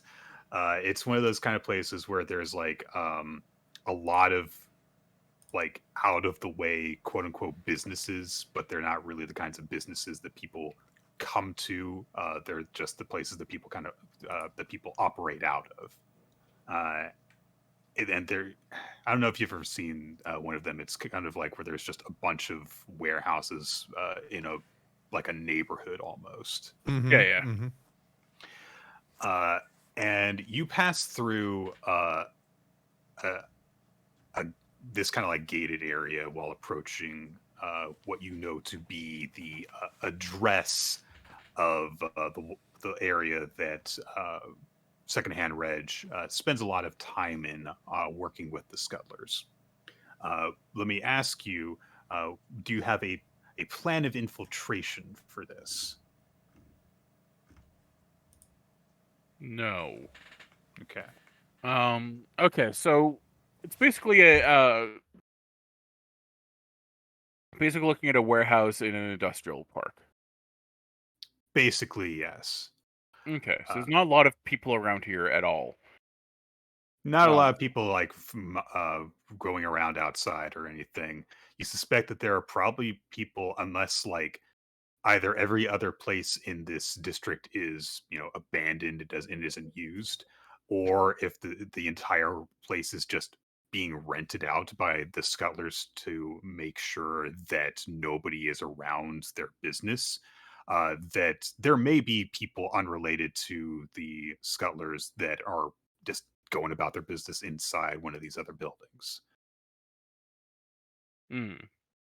Part of me is thinking, okay, what is the Shenmue answer? Okay, we just gotta work the docks for about like a month, and then then we could just doing the same thing. We'll have to engage in forklift races, Interesting. and then get into fights in the different warehouses in order to develop cred. But Skitch, are you licensed to drive a forklift? Don't be Klaus. I'm looking for sailors. Have you seen any sailors? Yeah. Yeah. So. You guys are also accompanied by Giorgio, of course, who's just kind of like following along very quietly and in his spectral form, at like a kind of a half a pace behind where you guys are kind of going together. So how? I'm trying to bring up an image of the warehouse in my head. Is this like basically just a box with tin siding, or is it like made out of brick? It is made of some kind of like metal sheeting. I'm not sure how to describe it. Okay. It is. Let's see here. I'm trying to describe how big it is in terms of having a point of reference. Um, I mean, it seems as though like at the very least, it seems like if it were hollow on the inside, that it could be like an aircraft hangar. Okay. So it's a sizable warehouse that's almost certainly got room for several offices in one part of it, and like production areas in another part of it, or just storage. Maybe not production, but just pure lots of storage space. Potential points of egress. How many doors? I mean, obviously it's got the big front doors. It's a warehouse. Mm-hmm. But like, does it have like side doors in the back? Does it have windows? Give me a perception check just for like a once over of the side that you approach it from. 17. Yeah, I mean, you can tell just from kind of peering at it from a safe distance that there's definitely an area for like doors to be pulled aside so that deliveries can be made. But there are also a not insignificant number of just normal sized doors for entry, even on the one side you approach it from. There's at least 2 different entrances / exits in addition to the big doors that you can see. And you suspect that there's probably like maybe 2 doors per wall of the thing at least. It's a fairly big building. It's gonna need, multiple points of exit and entry. Right. At the very least for freaking fire safety reasons. Well, depending on the age of the warehouse, they might not give a shit. Yeah, I mean, yeah. Windows in the doors? Windows in the doors? Yeah. As in like one of those like slit window things? Yeah. Or are they just solid, whatever the door is made out of? Right. That's a good luck check for you. There's how do you want it to be? I think the kind of doors that you have, they're like the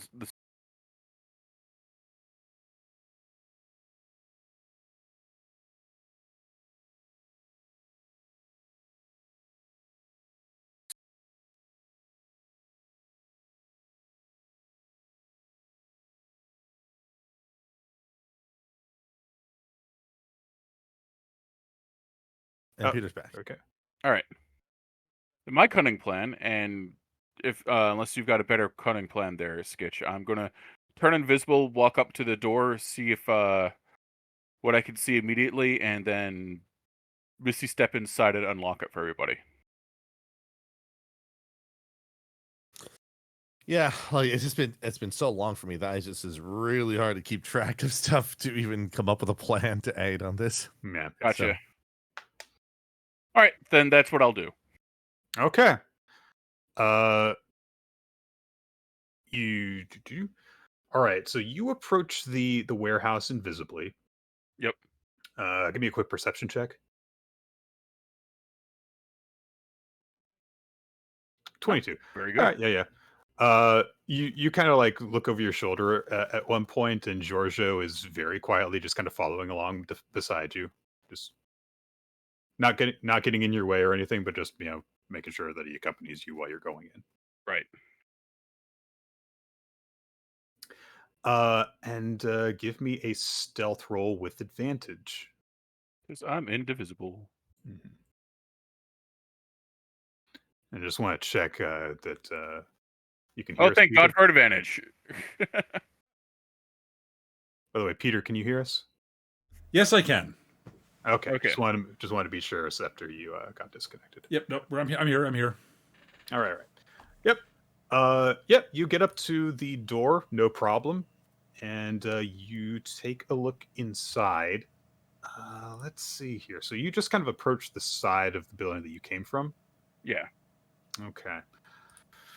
So this side had the large doors in it. So we'll say. Okay.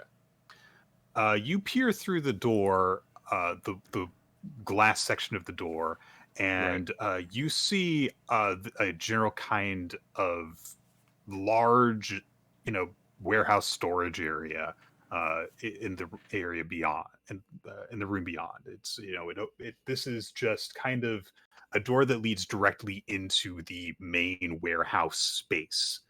You see, off in a fair distance, a few people kind of walking back and forth carrying things, but you don't really have a great vantage point into what they're up to from here. I don't want to go in where anyone's got direct line of sight on me. Can I check other Okay. doors? See if I mean, I've got at least an hour on the invisibility, so I'm gonna check the other Yeah. doors, see if I can't find a better ingress. Okay.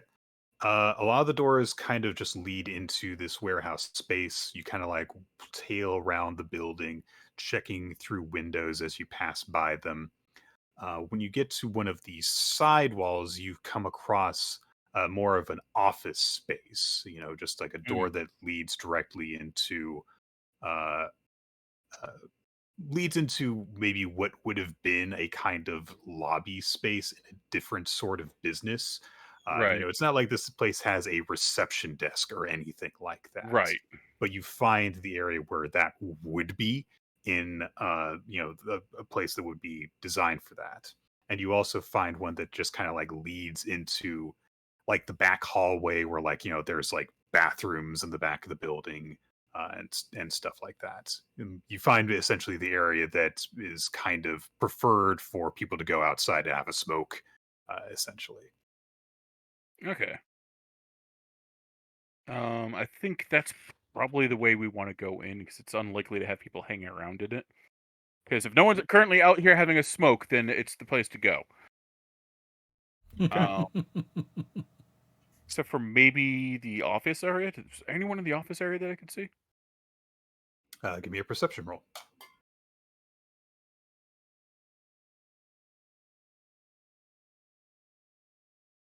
Oh wow. Wow. Well, So you can tell that from looking in with that perception check, you can tell that there is you can tell where people are in Mm. relation to this. Like it's not as if there's going to be no one in this area when you go into it, but currently there is no one that would notice if the door opened unless they literally got up from where they were and went to check it. Gotcha. You also see with that perception check, you were able to scope out a camera. Mm. You are able to see, like, okay, because of uh, your familiarity with kind of scoping out stuff like this, especially when you guys did your job in the gallery, scoping stuff out, you are kind of familiar with the angles at which these things work, and you can kind of tell that maybe like a professional security service was not consulted to install these cameras, probably Right. because a group of guys doing illegal drug smuggling activities didn't want outside consultants coming in, and maybe they installed them themselves. So you Right. can tell that there are certain areas that you'll want to avoid, but that fortunately there's not a camera that's scoping out this door specifically. You probably won't want to go very far down the hall. Okay. Yeah, I'll signal Tananar and Odds already over with us, right? Uh, Or with me. Giorgio's kind of Or been George- tailing you, and so he actually like volunteers to just go back and grab Okay, yeah. because I mean you're operating with invisibility, so it might be a Yeah. little difficult for you to signal him. So Tan, Giorgio kind of just very casually floats back over towards you, and he says, Dantalion has found a good point of entry for you, he thinks. I can show you where he is. Very well. Lead the way. And he glides back across the field. It's not even a field. Like there's a lot of concrete here. To The court, Yeah. he glides back over towards the warehouse and kind of takes you around a corner to where Dentalion is parked for you. So, and you said that you were just gonna like misty step through the door, open it from the other side. Yep. Okay. bam. You do so. This is a normal ass door. It's got no Right. magical seals or anything on it. Just give me one more stealth roll. That's 15 is more than enough. Cool. You quietly push the door open. It's just one of those things that like it clicks back locked after it swings closed behind you. You actually, while you're opening it up, see like a brick that probably is props the door open when people come out here. Mm. And Tan, you quite gracefully just duck inside, and you guys are in. Woo! Yay! All right. So next point is to get up on the second floor, so I can set the Vindicator minigun on the railing, so I have. It's just going to be an entirely different session for you guys. We're now doing Shadowrun. So I generally play the gun bunnies, so that's what's going to happen. Right. We're going to cut away from you guys for a second. Gideon, Reiko, Jerome. Each of you give me a perception roll. Jerome, you can give it to me with advantage, and we'll go for why in a second. Well, Jerome gets it anyways because he has. You're an owl, so Yes. So yeah. Double advantage. As a Same reminder, regular advantage. Nick, I do have a passive of 16 okay. because of the observant feat. Ugh. Reroll. Well, maybe I don't need to Well, worry about that. Jerome got a nat 20. So Yeah, okay, fine. From your perch, Jerome, My my passive is 15. Jerome, from your perch, you swivel your owl head around, and you spot several different vehicles that you have not seen before. Driving. It's been. I mean, you guys have been out here for several hours at this point. But you swivel your head around, and you see a few cars that you have not seen before, making their way towards. And it's kind of hard to tell with this initially because, of course, there's some freaking cargo containers in the way they're driving around and stuff, navigating it almost like a wide labyrinth. But they do seem to be making their way towards the point that was specified was kind of the drop-off area. And with your nat 20 perception, I will also say that you can kind of like follow back from the point that you see them approaching from, and you can see like a pair of just straight up semis also parked nearby. Well, not nearby, but from the direction that they came from. They seem to just be sitting there, and they weren't there before.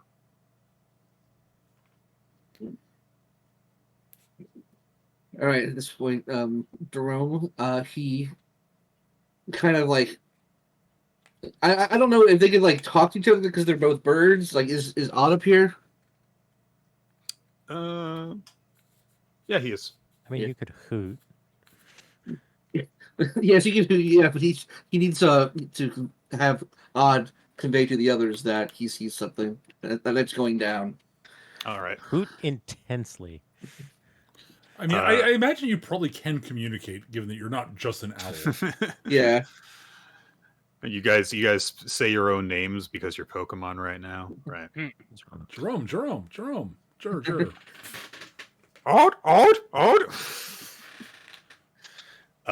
Ode gives you one. Italian. Ode gives you one of those kind of like bird nods, like where it's almost like a full body nod, and flatters his wings and descends towards Reiko and Gideon. And when he reaches the two of you, he just goes back into his spectral form and says, Jerome thinks that he has maybe spotted the ones you are waiting for. Ah. Excellent. Dang it, I was just about to look at this nice cat video. Ugh. Yes. Excellent. And did roughly where? He gestures with his hand and kind of like traces a finger along, first along like a hidden pathway, and then kind of trails his hand back from a point where he thinks it'll emerge towards you. Okay. In that case, I will sort of look down that way and then realize, binocular thingies. Do I have binoculars? I've been told those are useful for this sort of thing. Thank you. I will attempt to use the binoculars to see if I can see what's going on. All right. Yeah, after a couple of minutes, you see about 3 cars, kind of very kind of like generic looking, like not black, because a bunch of black cars all driving together would be suspicious. Yes, actually quite suspicious. Yes, but kind of new but not super flashy cars are driving up. Sure. And they kind of reach an area that is sort of open between some of the cargo containers, where there's enough space for like several cars to comfortably park. Mm-hmm.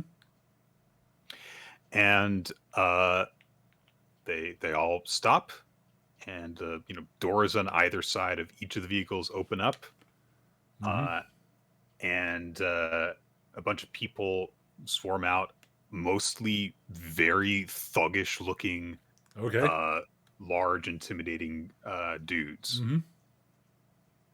One of them approaches the back door of one of the cars that they were driving, opens up the side of it, and this tall, slimy looking, large chinned, reedy guy steps out, swings a long leg over the edge of the vehicle and steps out. He gets out and he kind of straightens his clothes a bit. He's got one of those kind of faces that it's kind of hard to tell how old he is because he kind of looks like he's always been 40 years old. Right. If that makes sense. Reiko, does your phone thingy have? Does your phone device thing have a camera that has like ability to take photos at long distances? I could. It would be irresponsible if I demonstrated that before this moment. Okay. Well, I was thinking maybe take a photo of the individual who just got out of that vehicle. There's already a photo. Excellent. She may be fully capable of just snapping photos left and right, but she knows now's not the time to be doing that, giving away. It's like, oh yeah, like here's the fish I caught. But yes, a photo of the gentleman who just the people getting out of the cars would be most helpful. I do not think my sort of little small film camera thing is good for this distance. Okay. Well, I could get a picture of somebody getting out of a car, but there wouldn't be much detail. Mm-hmm. Yeah, Reiko will take a photo of the individual's face, the general entourage. She'll catch plates if the angle provides. And, if any kind of interesting looking cargo moves, she'll get photos of that, and any kind of detail that's going to be there, she's going to be pretty on the ball about it. All right. I'm going to ask you for something, Frenea, that you maybe not like me for. You're going to ask for investigation because I would make an argument for perception. I'm going to ask you to make a stealth roll. Ooh. Oh boy. And I believe you have disadvantage on these. I will tell you, this is I have not disadvantage, for you but at least I have +2. Yeah, I will tell you this. This isn't just like, oh, if you fail this, you're going to get caught or anything. It's how well can you comfortably change your angle and position in order to actually take some of the pictures you're wanting. Yeah, that makes sense. Okay. That totally makes sense. I would make the argument that I shouldn't have disadvantage, though, seeing as how it has nothing to do with my, because, I have that because of, quote, armor reasons. I don't feel like over here that's relevant. You have stealth disadvantage rolls. I'm asking you to make it with disadvantage. Okay. All right. I understand where you're coming from. You're talking about trying to get license plates, so...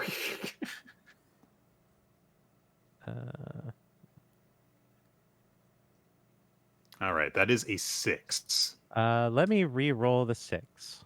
Okay. Once per session. Good thing you saved it. I'll just say this is a normal roll. 11. Okay. I'll say that you can pretty comfortably get pictures of all of the men who have stepped outside the vehicles, because they're just getting outside and they're all kind of shuffling around. Some of them are clearly trying to stretch their legs after their car journey, and they're not really trying to make any efforts to. Yes. A notion occurs, and I was actually thinking about this earlier, and then when you asked me for the check, I completely blanked on it. Mm-hmm. Since we have go time, I do have a spell that allows me to have proficiency for an hour in a given skill. Could we assume that I applied that? Yeah. So +5 for proficiency, is it? Yeah. No, so basically, that's not +5. It's going to be +2 for proficiency. yes, it's +2 right now. bring it to So that'd be 13 instead. 13. Okay. Yeah, it's all right. This one. Gotcha. Okay. So you were able to get pictures comfortably of like everyone who has stepped outside the vehicles, which from what you can tell from your vantage point does appear to be everyone. It doesn't seem as if there's anyone who has stayed inside the vehicles. I can tell you, however, that you're not able to get like full license plate shots. The cars just aren't positioned that way for you to be able to. Oh, sure. That seems the them. least likely to be possible. I'm entirely fine with that not working out. I just wanted to say it as like a, if possible, will do. Right. Essentially, in order to get more information than just like, oh, hey, here's these people who are outside vehicles kind of like walking around, you would have to leave your guy's hiding spot, essentially, in order to do that. So that's about what you're able to get from here. While you're like snapping photos and stuff, each of you can give me a perception or an insight roll, whichever you prefer. I've got better. Okay, my insight roll is technically better. My perception's got higher passive. I'm gonna go with insight though. I think it makes more sense for your 21. 21 and a 19 perception for Jerome. So both quite good. A 13 for Reiko. You might get a little bit of tunnel vision from when you're looking at stuff. All right. Here's past the 15 for what it's worth. Also, Beyond is misbehaving for me. Gotcha. Reiko, while you're like scoping out a bunch of people, you do have an occasional problem with like making sure you get a good shot of them, because you kind of notice that some people are kind of like, turning back and forth, not like, kind of holding a natural pose for you or anything. Jerome, you see a couple people as they leave vehicles, just kind of like, there's a few people that are clearly like on their guard because they are almost certainly up to something illegal. But a number of people seem like they're just kind of like casually kind of like strolling around, kind of kicking the ground occasionally, like, all right, here we are, ready to do something. But it also appears to you that there's one or two people who are not really like, that are also on high alert, but not in terms of we need to just, keep an eye out to make sure that there's no witnesses for this.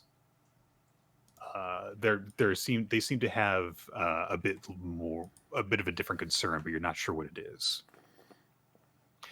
Gideon, you even from the distance you're at, you've got the binoculars, so as you're kind of like scanning across people, trying to dedicate some faces to memory and trying to figure out some stuff, you look at the tall, thin guy. Yep.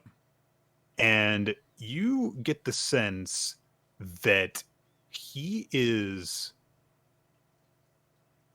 suspicious of something. Yep. And we're going to cut from you guys. Okay. Now. Dan, Tan, yes. You guys have gone into the warehouse. So you're kind of at the end of a hallway.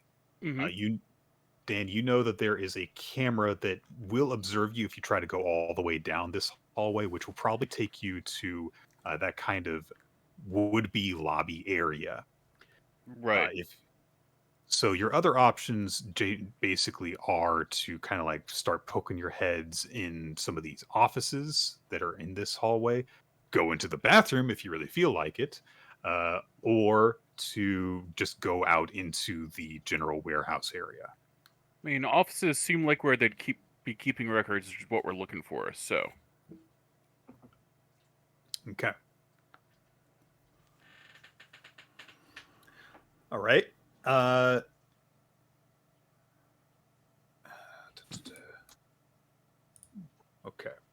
The first office you poke your head into. No, I like poking my office into a head. Gotcha. So the entire room goes into the side of your skull. Gotcha. Excellent. Just where I wanted it. Whoa. So you take a quick look inside. Give me a perception roll.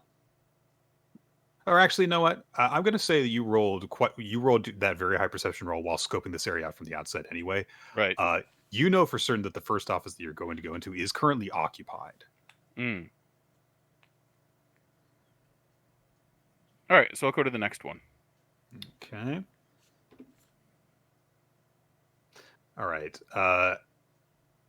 You Probably, kind- I'm going to check to see like if I can hear anyone on the other side of the door, that kind of thing. Yeah, you kind of scope it out from the outside. You guys have rolled fairly well on your stealth check so far, so I'm not going to ask a roll for you. Just kind of quietly walking down a hallway just yet. Okay. Right. You're able to tell that either someone is working very quietly in the dark, or this room is empty. The light is currently turned off. All right. Is the answer just turn on the lights? Just be dumb and turn on the lights, Eric? Is that what I you do? think the answer is to announce loudly, "I am entering this room uninvited." Just pull the fire. Just pull the fire alarm. just like, I'm gonna spin my arms, and if you run into them, it's your fault. Actually, you joke, but pull the fire alarm might be a good way to clear the place out so we can check it out. That occurred to me as soon as I said it. Yeah. It's like, wait a minute. Horrible idea. Actually, that would be a way better option than just to loudly announce your presence. Yes, it would. We will loudly announce their exit is what we're doing. Mhm. All right, if you want to pull it, just I think that is something we'll keep in our back pocket in case it becomes necessary. Okay.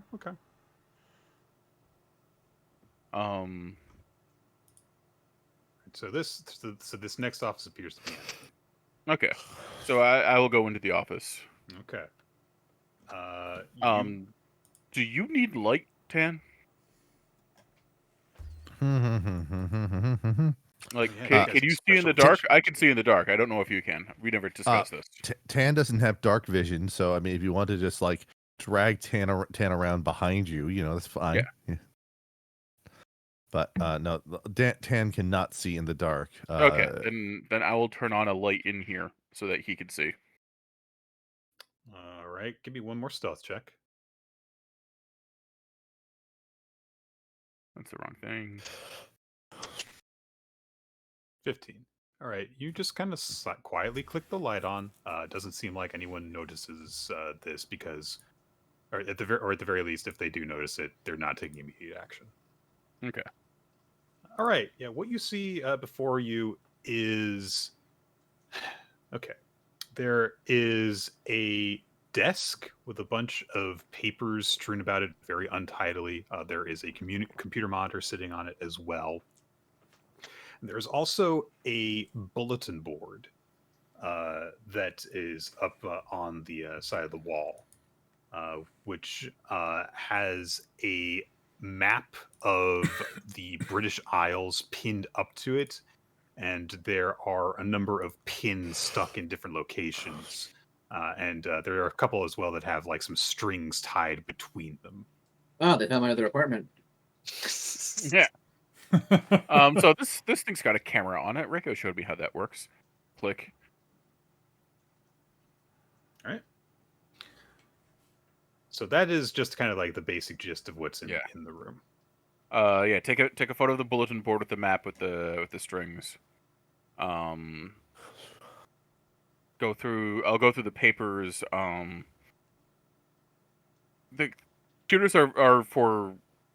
computers are just for porn and looking at cat pictures. So. All right. The files are inside the PC. This proceeds to break the PC open. All right. I think that it's safe to say that I'm going to need an investigation roll. If either of you are trying to figure out anything particular, let me know. Beyond just like what's in the room. Right. All right. Let's see the investigation out there. Ah, shit! I just rolled a 20. Okay. It's a good all right. Well, I'm not going to bother rolling then. Sorry, Eric. it's a good thing you guys turn on the lights. So. Yeah. Oh. I believe the main thing. So for this part of the operation, we have kind of two general questions. Kind of like where are they getting like the stuff from, and where are they getting also the stuff from, and where are they getting like can we determine where the info leaks are coming from? Yeah. So. Okay. So where are they getting the stuff from? So if we can find like invoices from like compounding labs or what have you, or just like Mhm. that kind of shit. Okay. Trying to think what Those are the else two. could be- Yeah, those are the two main angles I could think of as the main focal points. Yes. yeah. All right. So you guys look around a bit. When you're taking a picture of the map, Mhm. Dan, you do recognize from what you guys were planning before, the information that you got from Davies, that the drop locations that you were told about are some of the points that have strings tied to them. In fact, there's a couple of different strings tied to those points that then lead off to other areas of the map. Good to Tan, know. I think that it's safe to say that you do probably eventually break open the computer. Metaphorically speaking. I was gonna say Yeah. 10's not that strong. They got an 8. They can't rip Yeah. that. It's like just fruitlessly pulling at the edge of the monitor. oh see I like obviously we're using like one of those Kinder Egg cases that are not illegal in America because they're afraid kids will eat the RAM chips on the inside. So Well, they're called chips, of course. they're, no. like listen, yeah, Listen, I don't know how there could be any files in here. They just don't fit. Oh man, the files are inside the computer. You are, while you're kind of like waiting for the computer to boot up, you also go through the papers on the desk, and the two of you kind of go through them together. What you see here are primarily a bunch of like numerical figures that are just kind of scrawled out over the top of a number of like much better organized printed out figures, as someone has been trying to apparently like sum and deduct certain things. There's a point where there's like a percentage sign and a question mark next to it. Hmm. Oh, You, this is. I was going to say it. This might actually be Trelawney's office.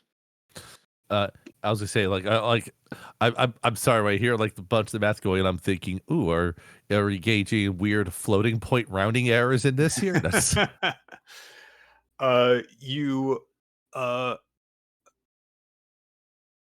from what you can tell, it seems as though, because you just take a look at it for a bit, you get the impression that whoever has been scrawling this stuff was maybe not very comfortable with math. And in fact, you find stuffed in one of the drawers of the desk a booklet that is titled something along the lines of "A Beginner's Guide to Accounting." The impression that you get right away is that, oh, these guys fired their accountants, so to speak. Fired and now in they're big trying air to quotes. they're trying to do that themselves, and are not having a lot of success. How hard could accounting be? Yeah. It's not. I mean, when I tried to learn accounting, I just did it right away. It's like I just did. Yeah. And you also find, while kind of shuffling through the drawers, one that is just full of small, dark brown, dark orange capsules with white caps on them. That they're about 2 inches tall and maybe about an inch in diameter. Completely empty. Yeah. So are these like they're containers. Containers for like what? Are thinking like these containers for film? Give me, just because of you, it's you guys. Give me a history check. I think that you guys would be familiar with this, but I just want to run it by. 16. Okay. 16 on both fronts. You guys recognize these as prescription pill containers. So like you would go to a pharmacy and you would find these like filled with medication, but they're completely empty and they are completely unlabeled. It's like this picture. What is this? Pops it up and just downs the entire bottle. Not sure. Let's try the next one here. Well, I don't have that warm fuzzy feeling or that cold clammy feeling, so it's probably benign. They are completely empty, as I said. So prescription sugar pills. Got it. Anyways. Wow, no. It's advanced homeopathy. Yes. Oh my god. Look, there's just less of it, so it's just more effective. So. Right. No, it's like there's no medicine, no prescription, no label. Wow, this is super effective medicine here. You guys pop these open and you're just alive again. You're fine. Oh shit, man. Oh no, I lost all my powers. Well, you're not in danger of going to hell immediately then, Eric. Oh, that's jeez. Unless you get run over by a car or something. No, like I can't wait to run over my dad with a car. Oh wait, no, that's acupuncture, not homeopathy. No, that's chiropractic. That's chiropractic. Chiropractic, yes. Chiropractic, yeah. Chiropractic, yeah. Very vicious and deserve a takedown of homeopathy. Yes. But thinking about this, the main conclusion that Tan would be drawing would be, I think that what Tan will say is, all right, so either this is where the illicit sort of distribution is emanating from, or this is just a stop along the way. There's got to be some sort of, medication in here that is being put into these, right? Yeah, no, I agree with you. It's just a matter of digging around and seeing what we can find. Right. I wonder how much more time we have to make an egress from here. And then they'll just continue doing their search, try to get as much information as they can. Okay. When you guys get into the computer, you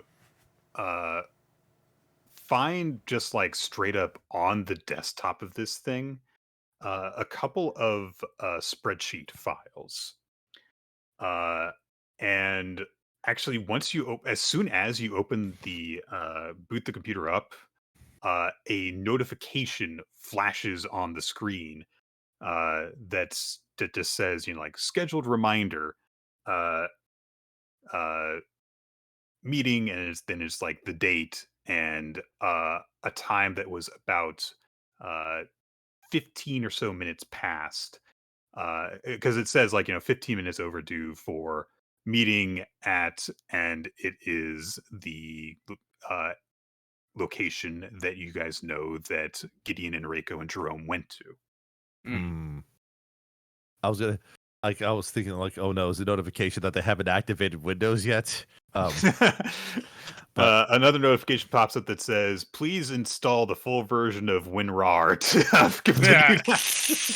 and then it starts the auto update.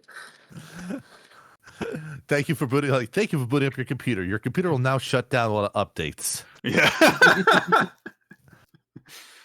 You have 20,000 pending updates. But with that information, do you think we need to ping the others about this information and give them a heads up that someone might be there or on their way? They know what they're doing. Gideon's done this shit before. All right. Well, I have. You dress like a freaking. Of course you have. Look at how you dress. Right. I know in theory how stakeouts are supposed to work. I'm sorry that I have to do this, but I have to step away for 2 minutes. No problem. I'll be right back. Mm-hmm. All right. So, all right. Let's see here. Okay. Try to think of some other things in here. Oh, we got. There's a Bonzi buddy installed in this computer. Oh, poor bastards! They're doomed. I almost broke out the Kevin voice when they mentioned the accounting, how the numbers weren't making any sense. It's like the taxman runs the numbers and finds yours don't make sense. That's not what Kevin sounds like, and you know it. I'm trying to think of like some other.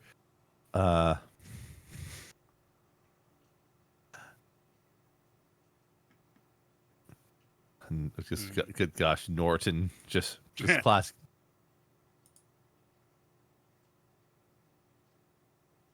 All right, so Mhm.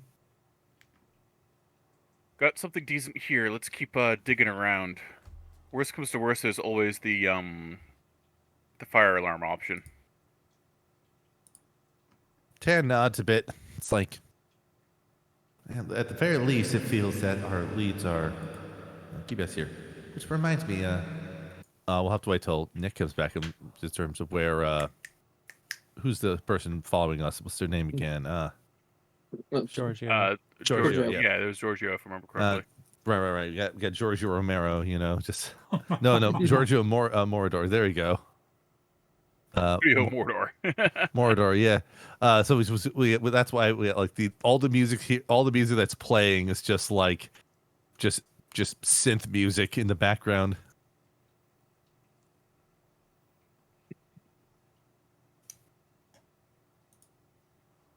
You have to be told, hitting the fire alarm and just waiting for the cops and the firefighters to show up to deal with this pill thing might not be a terrible idea. That's assuming that they'll go in when they see there's no fire. They have to go in if there's. Well, I don't know how it works in England, but they have to at least investigate. Yeah. But do they do anything when they see the pills? Yeah. Probably the fire department. Probably not. Here you go, Eric. Here's the music that's playing while we're doing our investigation. Look, if Payday 2 is stopping anything, when the cops show up, they'll grab the big bags full of drugs and start walking away with them. Yeah. 2 minutes are up. I'm back. Welcome back. Hooray! Okay. I love it. Okay. So you've seen that on the computer. So the notifications, the first thing you notice. There's also, like I said, a couple of spreadsheet files that are just kind of quick linked, pinned to the desktop. When you kind of glance over them, one of them is titled schedule, and one of them is titled inventory. Oh gosh, we could only open one of these. Which one do we open? I mean, you might have only time to do it. That's possible. I would say between the two, the priority would be inventory over schedule. Yeah, I think so.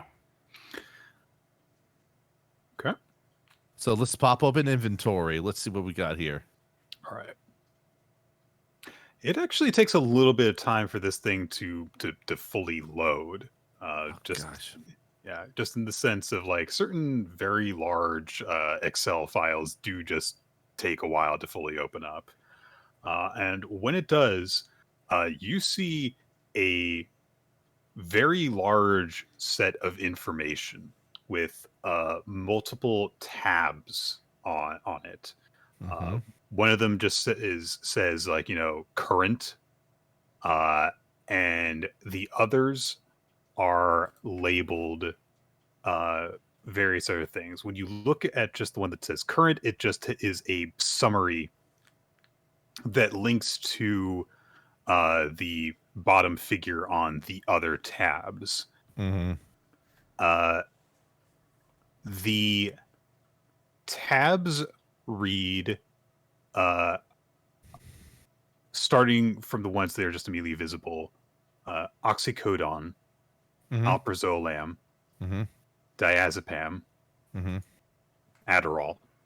And it kind of like trails off to the side after that. When you click on any one of them, there is just a running tally that has like amounts and dates on it. That as you kind of scrolling down, it looks as it starts several years ago.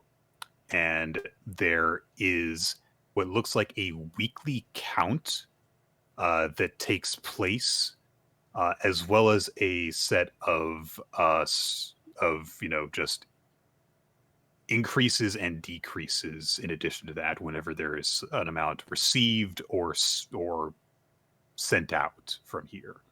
And it's in contrast to the very shoddy financial record keeping, this is a very thoroughly kept and rigidly adhered to list in terms of keeping this record. As you guys are looking over this, give me a perception roll. All right. Aha! So okay. Do you want to re-roll? Do you want me to re-roll? Do you want to just take the fail? Let's go. Right. I'll do the reroll. Okay. Do we both? Now we both. Oh. All right. Slightly better. Still not better than 50% of what I could have. Okay. All right. As it turns out, I think the Tan's 8 would have been enough for this. But I mean, you weren't to know, and I wasn't to know either.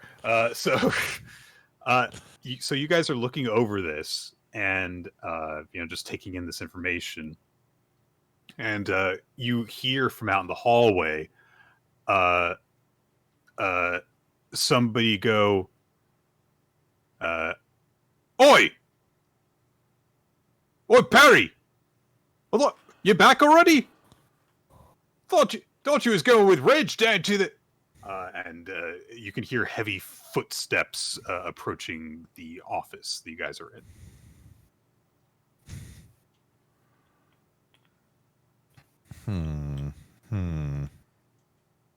Kill the lights, hide on the other side of the door. Sorry? Kill the lights and hide on the other side of the door. Oh, as a suggestion. Okay. Just because, are these doors solid? Are there windows in there? Did you guys close the door behind you? Yeah. I mean, obviously, we're sneaking around. We're not gonna leave everything wide open and hang out. Oh, we were. I thought we were supposed to make sure that we it's like breadcrumbs. How do you find your way out of a building? And you don't just leave every door open on the way in. Yeah. As luck would have it, these are just wooden doors. Oh yeah. Kill the light so that they don't see the light coming out from underneath the door. Just hide on the other side so that when it opens in, I'm on the opposite. I'm behind the door. And listen very carefully. Okay, so you guys killed the lights. Mm-hmm. All right, So Dan, you hide on the opposite side of the door, so if it swings in, it'll cover you up or hit you in the face, one or the other. Right. I can say fairly safely that there's not room for both of you to hide behind the door. Tan is probably gonna end up hiding under a desk or something, under a table or something, laying low. You hide behind the door. I'll turn invisible. I was just about to say. All right. I listen. I'm not here to do things optimally here. Okay, I'm here to cause things to happen. So, and also, Tan was at the computer working on it, so that's where my head was at. That's actually a fair point. Diving under the desk makes sense then. Yeah. Okay. Yeah. So I mean, you guys don't have a lot of time to act on this. So, So Dan, you snap up. You go and shut the lights off. And hide behind the door. Yeah. You hide behind the door. Tan, you dive under the desk. Yep. Okay. Each of you give me stealth rolls. Cool. 15, 13. Okay. The door, after a second of the guy being honest, I was like, "Barry? Oh, come on, man. I know you're in there." The door swings open. And a pudgy guy in a ill-fitting leather vest is standing there. Hey, that describes me. I resemble that statement. He looks around and he immediately is obviously confused. Like, what? All right, is this some kind of? Harry, come on, you left your computer on, mate. I'm not you're in here. You trying to scare me? What? And okay.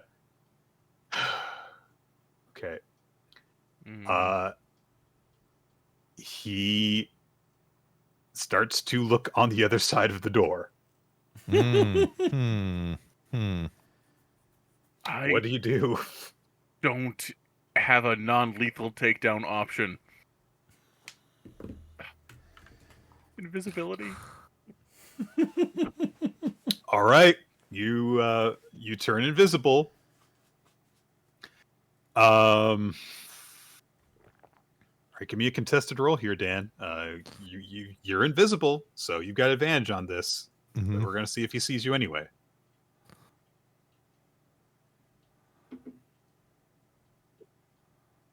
Ooh. All right. He looks around the other side of the door, and kind of goes, ah. Huh? Swore I heard something. He starts kind of like looking around the room and visibly scratches the side of his head. Why'd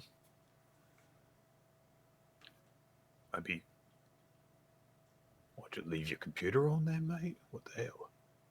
And okay, he wanders over to the desk and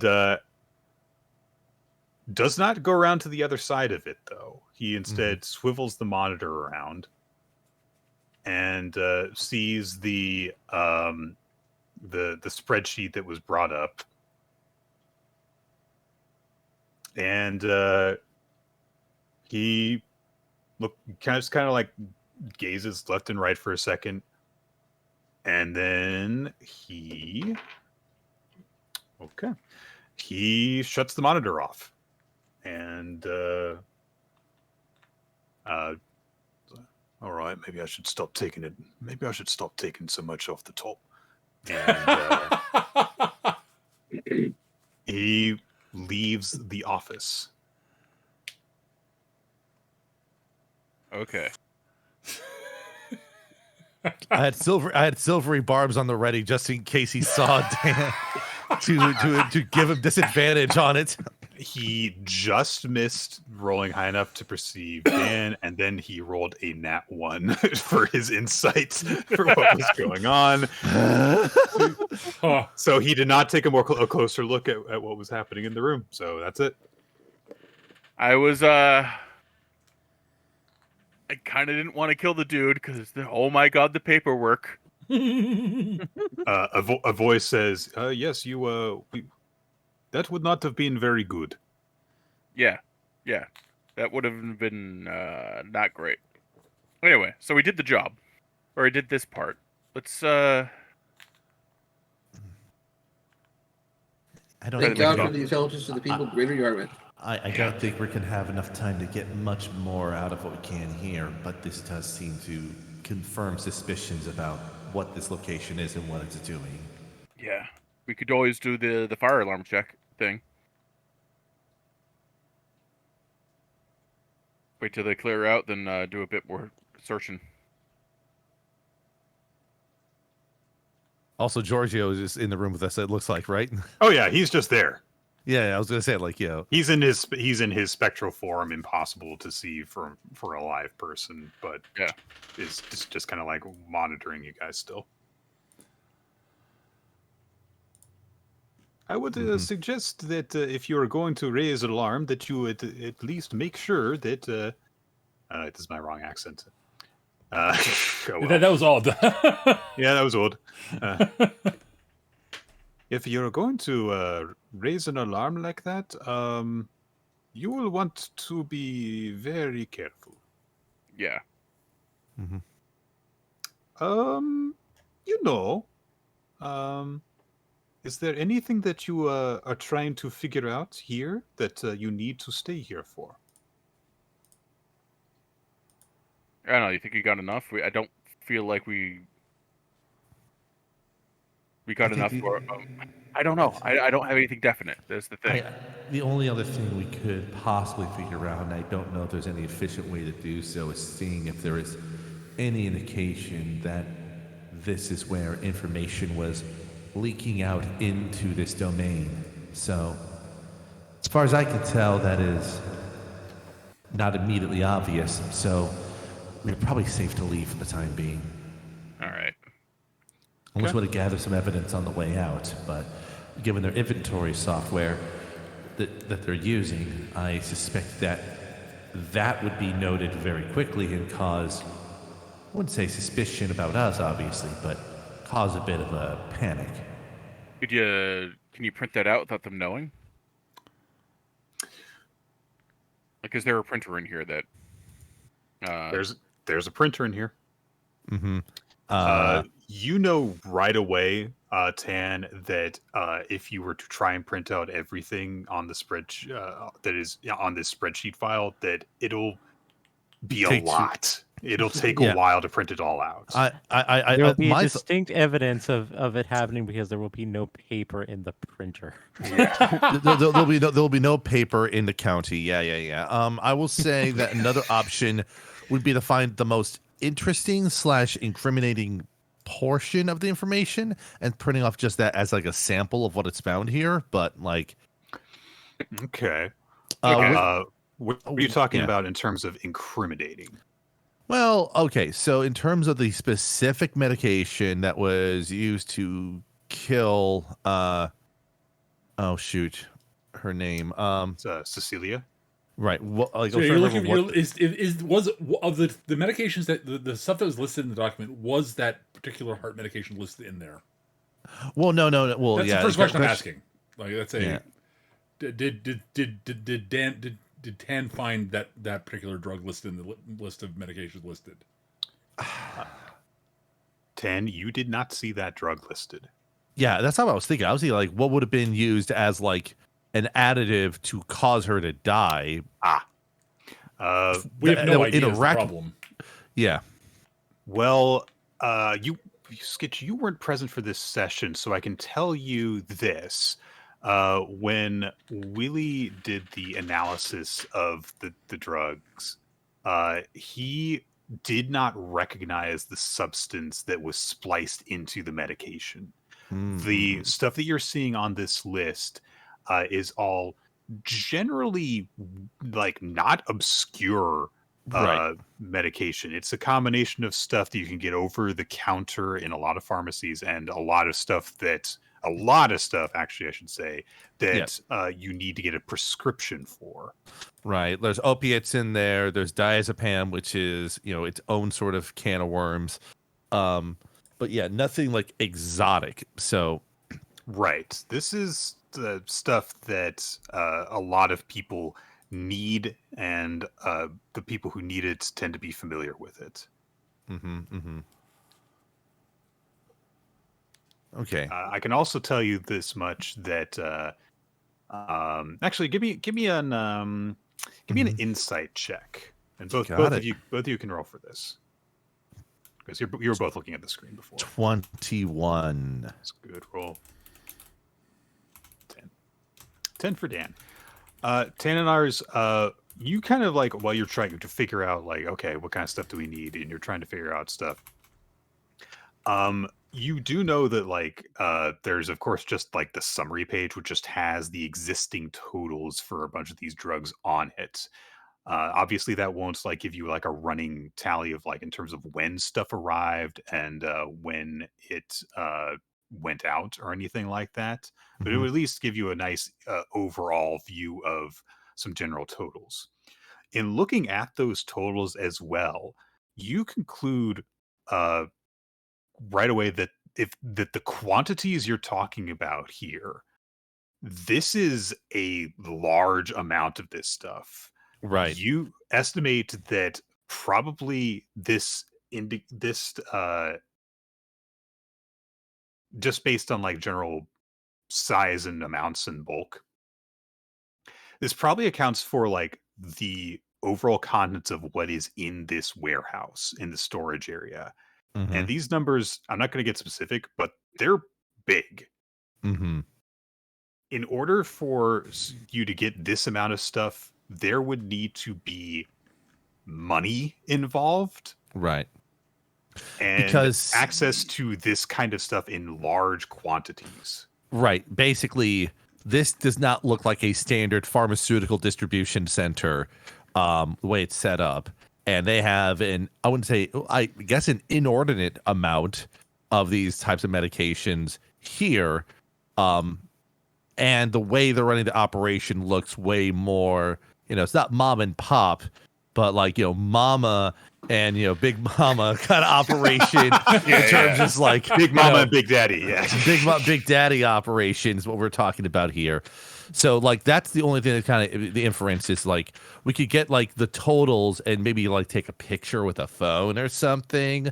Sure. And then use that along with saying like these numbers that they have, because here's the thing, like any information we take away from here, even like printouts, there always can be claims of like, well, this is just fabricated. It's like, okay, whatever. So a picture of the computer, with a phone that shows the numbers is just as good as a printout. It is honestly kind of easier to just like type out that information yourself. So. Yeah. No, yeah, just taking notes is probably a good idea. All right, I'll do that. Okay. So you get that information down. And I guess you can leave if you think that you're done. Mm-hmm. Can we just we don't need to murder anyone on the way out, not even just as a show of power, Please don't. Please Definitely don't. not Shadowrun. This is like we're now out of Shadowrun mode here. Shortest here, please don't. Please do not do that. I think that you're generally nice boys. So generally, Giorgio's way better than Cedric here. This is not King's Quest 5.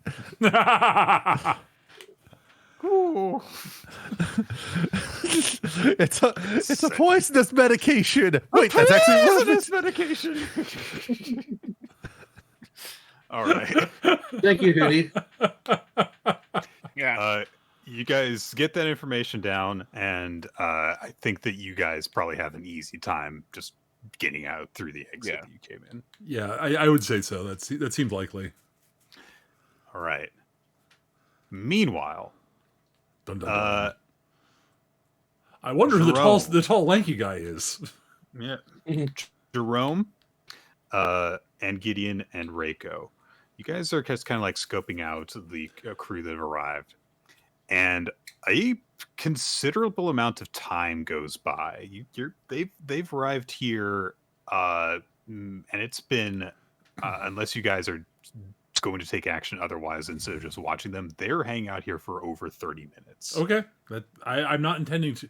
So Nick, when I noticed that the tall skinny dude was looking suspicious, and given the sort of state of what the guys were getting out, this is pretty clearly not just a drop off. Well, I'm kind of imagining the tall, skinny guy is just sort of like producing these chrome spheres that fly around and stab people in the head. I'm just imagining the tall man from Fantastic. I know. Okay. All right, but no, he's looking around. You said he's looking around suspiciously, right? Yes. Okay. As time goes by, yeah. So I'm definitely intending. If it looks like he's looking around for me, I'm definitely keeping low. And if Odd swings by, I will let him know to let Jerome know that that guy is, I think, is actually important and is suspicious of something. So we should probably try to stay low, right? And just gather as much intel as we can passively. Yeah. Ode takes this under advisement, and he takes no chances. He just maintains his invisible spectral form rather than even turning into a bird. Fair enough. In order to carry this over to Jerome. That is fair. And he passes that information on to you that you think that Gideon thinks that the tall man is suspicious of something. So act like an owl, I guess. Hoot. Time goes by, and as more and more time goes by, after a little while, the tall guy leans over into one of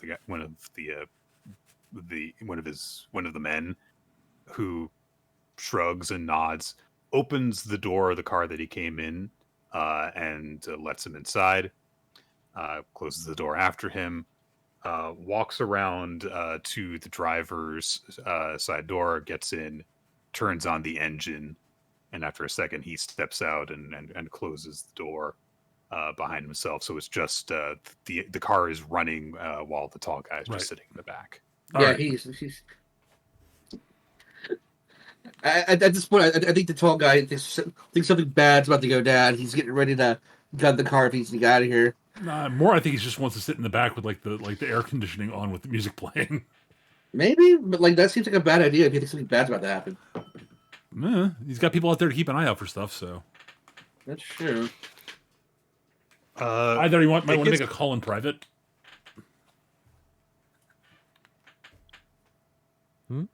I said either or he might be wanting to make a call in private, so you might just want to be the only person in the car. That's true.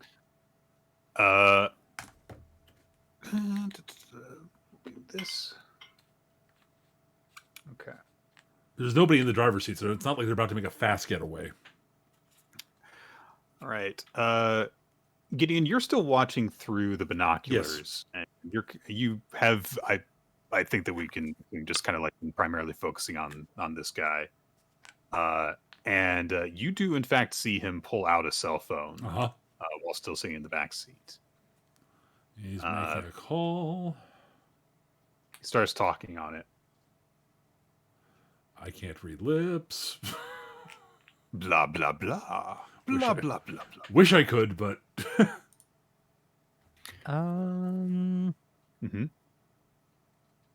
Also, at this range, it'd be very hard to do so, even with binoculars. Mm-hmm. I have no idea if Reiko ever put that under her skill set, but she'd be willing to try. You guys can roll some insight for me, I guess. Sure, I'll give an insight roll, but I think that's the only thing that I can. I mean, beyond that's perception. Fair. 10. I imagine that Jerome's not should see this guy talking, so I don't think she can roll for this one. Maybe you're seeing him from the back or something. Okay. Well, he's also probably up high on at the pole, so okay. He's probably seeing more. He's probably seeing the roof. Yeah. All right. Gideon, you're looking through your binoculars and going, I wish I could read lips. Reiko, you zoom in with your camera phone, and look, I mean, English isn't your first language, and you guys are in the physical world where language actually matters again. So you're also having a hard time reading what he's actually saying, but you can tell that kind of the cadence of the conversation for a bit. As he starts off just kind of at the same level of kind of angry and suspicious that he was when he stepped inside the vehicle. Heightened agitation, yeah. Yeah. To then getting there's a bewildered expression that comes across his face that swiftly descends into fury. And although you can't tell what he is saying, you can tell that he's no longer saying it. He is yelling it, and some of the guys that are near the car do kind of like look over their shoulder, and they can see him yelling in the back seat. Oh dear. A couple minutes after this, he like wrestles with the latch of the door for a second because he's so pissed off that he is having trouble manipulating some fine mechanical things. Sure. Kicks the door open and leans outside, and you hear a string of curse words and British slang. Is like, this is the time that we agreed upon. Where the fuck are you? What do you mean it's...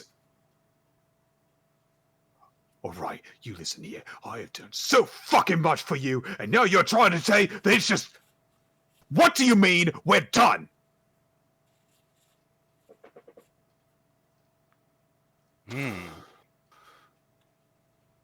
Oh ho. Plot thickens. Right. What kind of new terms?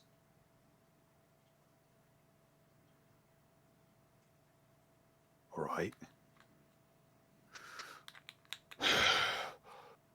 All right. We'll fine. I'll hit me up with the details later. And fine. Couldn't have fucking told me about this 3 hours ago even.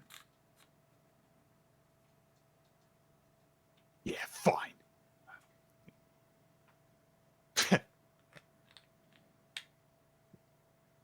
Fucking...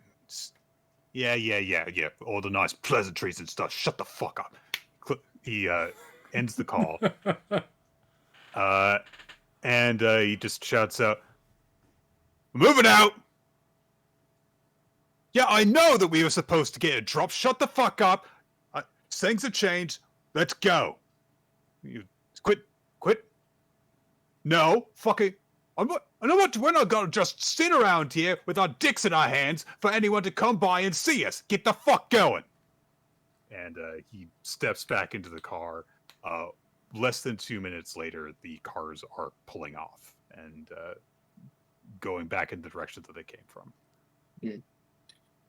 Should we follow them? Yes. Yeah. All right. At this point, Jerome takes off, and he does his best to keep track of the convoy of cars and the semis. All right. Do not He, do not let yourself be seen, to be noticed. Do not interfere. I don't think I need to be said, but I'm saying it anyways. Yeah. They pulled out in their cars, popping wheelies down the street, as they do. I'm hoping that Rico thinks to use the location thing to keep track of Jerome during this, because he's flying and not following the roads necessarily. I don't know if we want GPS tracking what we're doing. That's in true. general. That's true. But at that point, it doesn't matter. He has a cell phone, and like they could just follow him anyways. Okay. Give me a general perception check. All right. So let me do perception with advantage. Did that go off? Yes, 14. Okay, that's not too bad.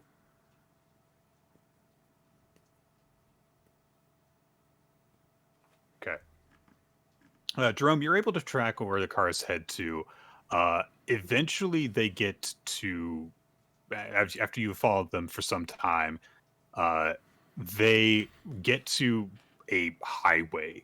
And this is going to outpace your owl form. That is fair. Pretty quickly. Yeah, Jerome could like 40 miles per hour at best, Right. and they're going to be going faster than that.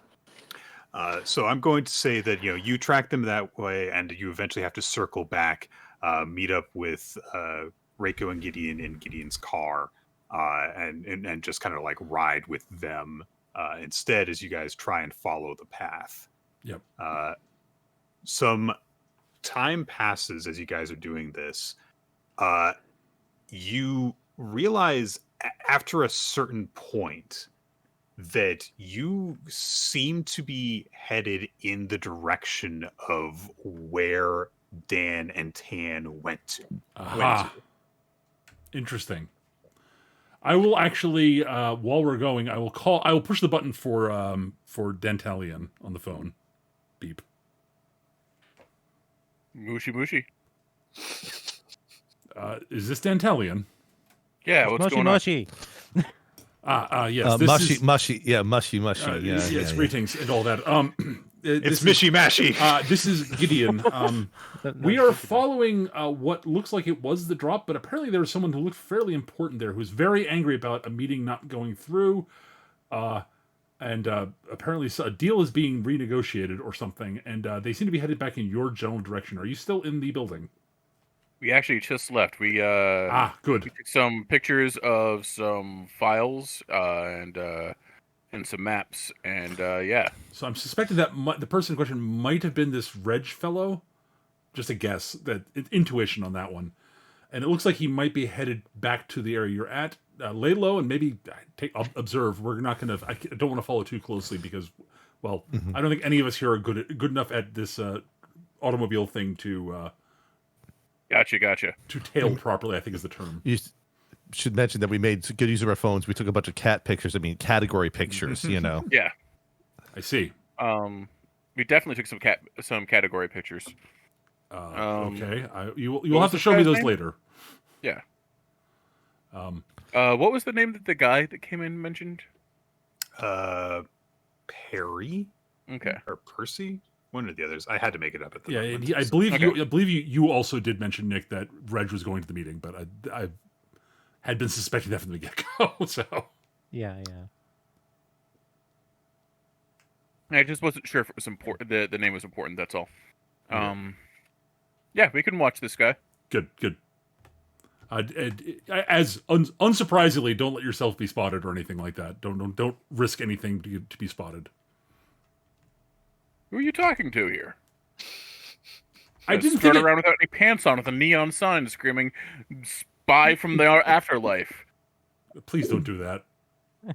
FYI, I am a spy. I mean, to be fair, I don't think they'd believe it. So. No, but please don't do that. I don't think you would, but please don't do that. All right. So the plan of approach that you guys have here is to have Dan and Tan, if they are able to, see if they can trail whom you believe to be. Well, just sort Reg. of hide out in the area and see if Reg and those guys show up again. Show up there. Okay. I will say that this is going to be a fairly long time for there to be an arrival. So it's going to be like a couple hours before they reach you guys. Do the three of you want to do anything now that you have left this meeting place? I mean, I guess I'm sort of generally following where they're headed, but like if we've got a better idea of what to do, I'm happy to change that up. I'm not. My instinct is to drive in the general direction they seem to be. Try to generally follow them, but not actually tail them because I can't.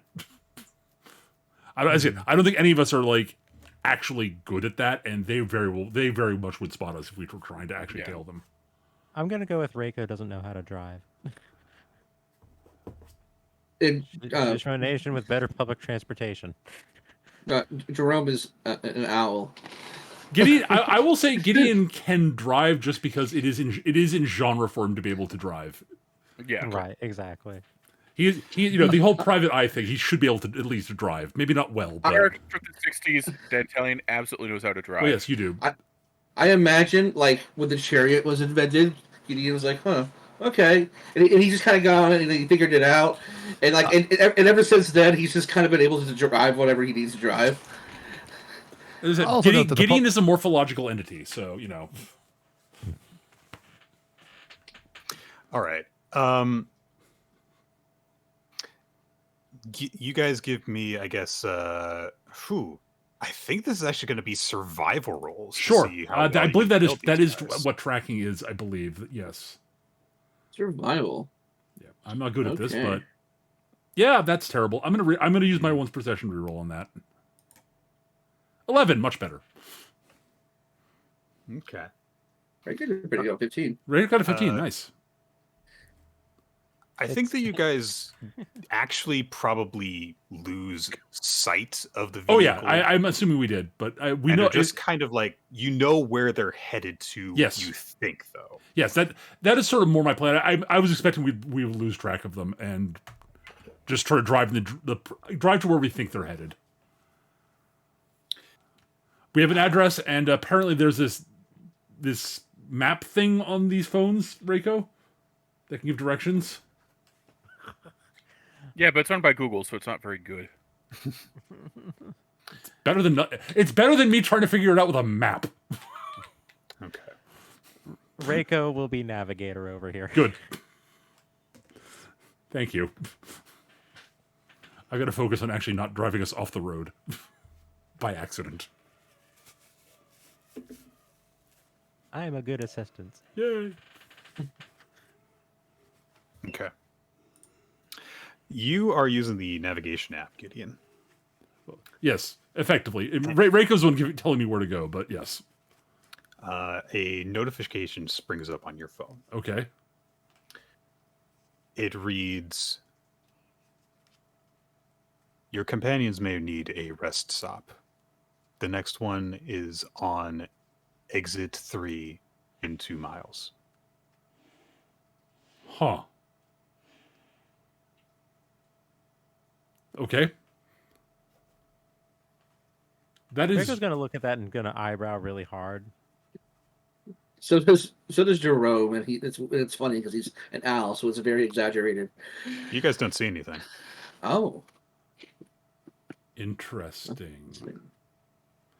Reiko, I think there's apparently a rest area nearby. We might want to pull over there briefly since we're not actually directly following this gentleman anymore. Be a good time to stretch legs and such. Since you and Jerome are in physical bodies, you might need to stretch a bit. I was gonna say, if we have time till they show up, we should definitely go get kebabs on our end. Yeah, I think that the rough time of arrival was passed along to you guys, so I think that you know that you've got a little bit of time to chill. Yeah. So yes, I will pull over to this rest area entirely out of curiosity, realistically, but Yeah, like Reiko's gonna eyebrow at that, but she's not going to like protest. She's just gonna be kind of like, huh, okay. so I will do so. does Odd react to any of this?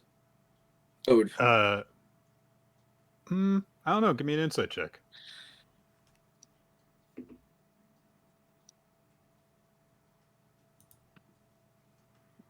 Not great. Even with that insight check, you kind of like look over at Ode, and he seems to be having the same general reaction that the two of you are, of like, that's kind of weird, but all right, you know. So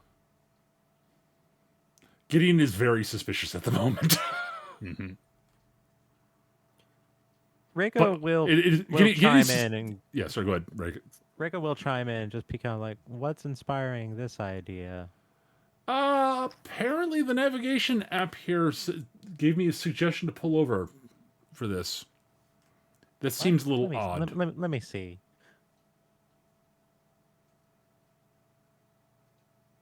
And like Reiko tries to look at it and confirm that. I mean, it's the display that it says for you, Reiko, is, you know, just like there is one of those kind of like gray areas for like, oh, potential rerouting things of like, oh, you know, next rest stop in 2 miles, next no more rest stops for like 10 miles after that. One of those kind of things. Sure. So the rest stop itself does seem to be legit. Oh yeah. Oh, You guys gonna like go you guys through the notifications of the phone and just like try and say that and try to find the message that cropped up. When she does not find it, she'll basically be like, "Well, there is a rest stop, but I'm not seeing anything about a notification of that sort." Yes. You should all be on alert. I feel like this is a trap. Oh, most certainly. Yeah, like when you described it, like is it like a legit place? Like I was having a flashback to Local 58 with the your destination is I have no idea what you're talking about. I'll have to link that for you, Nick. It is incredible. Okay. All right. So you guys are on high alert as you go to this rest area, which is the way that everyone feels, honestly. Yeah. I don't know. It seems like a kind of one of those just like general like, look, people drive on the highway and they need a place to stop sometimes. There's, like some public bathrooms. There's a few vending machines outside of them. There's one of those kind of like, stands where you can get like some maps and stuff. And there's also a few like benches and tables and things. Yeah, but I will also say, please keep a good eye out. He nods and he goes back into his raven form and takes off and goes up into some trees as you guys leave the vehicle. Does there appear to be anybody to see the owl pop out of the backseat of the car? The parking lot looks empty to you guys. Mm-hmm. I'm going to say that since Reiko is not trying to blend in as a fisher at this point, she has more just like kind of like a coat. Think Ada Wong in the first part of Resident Evil 2. Like a trench coat kind of thing. Yes, that is a game that I have played. Yes. I can pull up an image easy. I am kind of familiar with Ada Wong, so. I mean, I remember her from she was mostly polygons when I played Resident Evil 2. There's a remake. Yep. Hang on. So Here, you guys... image incoming. Oop. Hey, Google. All right, Don't be you that guys way. you guys pile out of the car. Yep. So if anyone wants to go to the vending machines or oh, okay, neat, or whatever, then I figure if do Gideon's whatever. over there looking private eye, I can kind of Yeah, fair get enough. the look. And it's a good outfit anyway. Yeah, that doesn't look at all like the red sweater mini that she was wearing, and then for the entire It's game under when I there. played. It's under the trench coat. Okay. But yes, I will get out of the car and sort of stretch. Don't need to, but do it anyways. It is appropriate. And then go wander over to one of the benches, and also look around, see if I spot anything. I guess. All right. Reiko will convey a Did not roll well, but that's fine. touristy air about herself, and we'll just kind of like have her phone out and just like take some landscape pictures. Okay. All right. And Jerome, you get into you go into owl mode and get into a perch. Yeah, he just kind of hops out of the backseat of the car. He stretches his wings and he gets a little running distance and takes off. Gets to a nice perch. All right. Gideon, you get to one of the benches. Mm-hmm. It's one of those, kind of like picnic tables. Yep.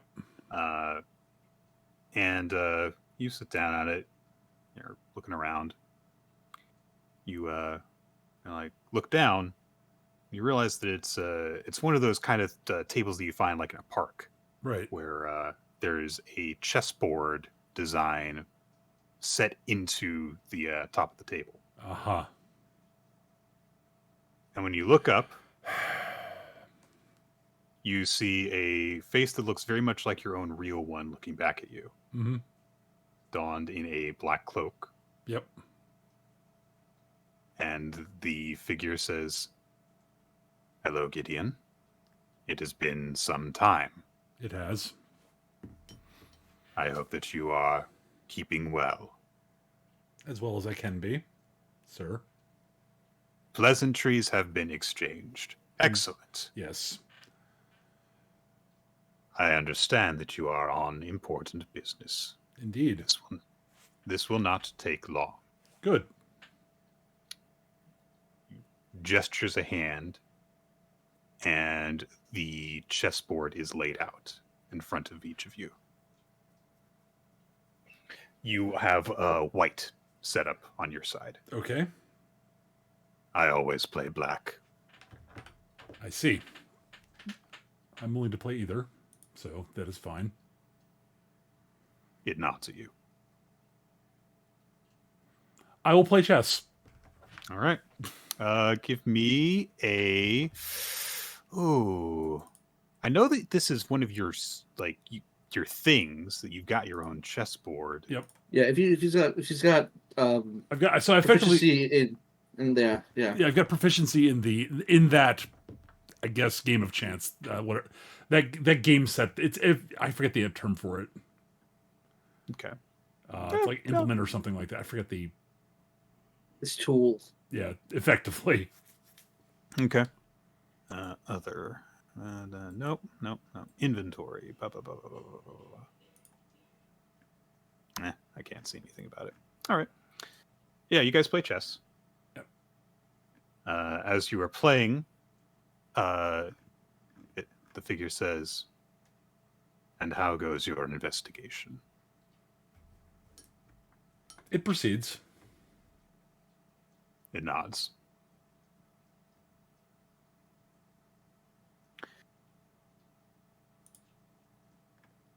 I understand that this is probably not what you expected that you would be doing. It is not. I acknowledge that. Still, I am sure that you must be aware that any task that I would assign to you would be worth doing. Absolutely. That's why I've been pursuing it to the best of my ability. It nods.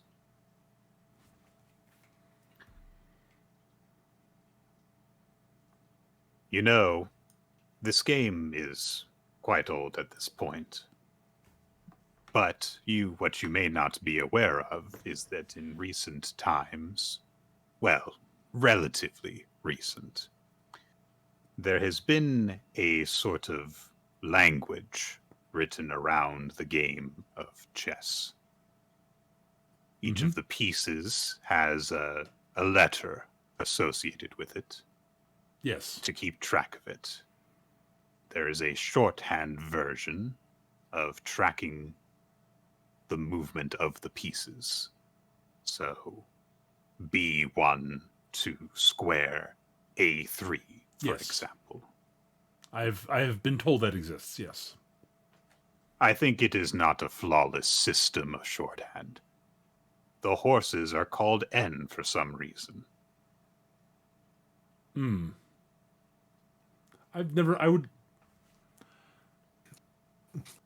That's because they neigh. That begins with the letter N.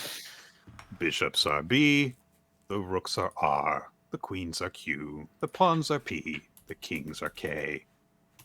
The horses are N. That makes no sense. How strange. The other part of it that I always have trouble with is the fact that everything is considered from White's perspective. If your pieces move forward, then their position goes higher. It looks the opposite way to me, though, playing from the black position. Yes. When the black pieces go forward, their position goes lower. I always think of it in the opposite direction. When my pieces go forward, they should go higher. When your pieces go forward, it looks like they go lower. So that is the way that I am tempted to think of it. And sometimes I have difficulty following the recaps of games if I happen to come across them. Even so, it's a fascinating way of having a shorthand summary of events. It's like having a code that you can read if you're familiar with it, and you can easily determine what happens despite the fact that it's just a few numbers and letters. Yes.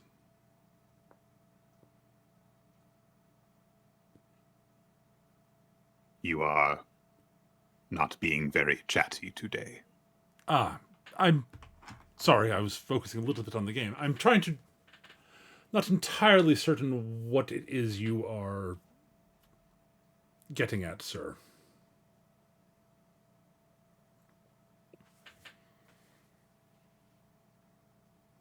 Yes, I know, Gideon. I think that is something that you have struggled with for some time. That would be accurate, sir, yes.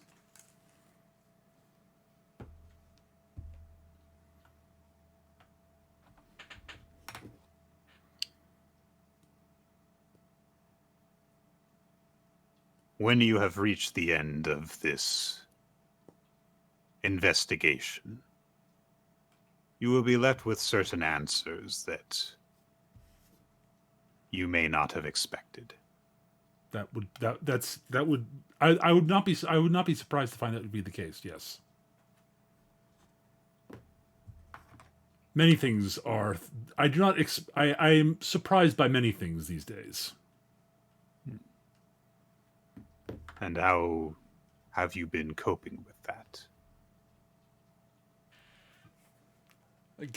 Gideon will sort of lean back and sort of cross his arms and sort of look up at the sky a little bit. Check. Oh, well played, sir. Nobody likes a kiss up, Gideon. It was simply a good play. I did not see it.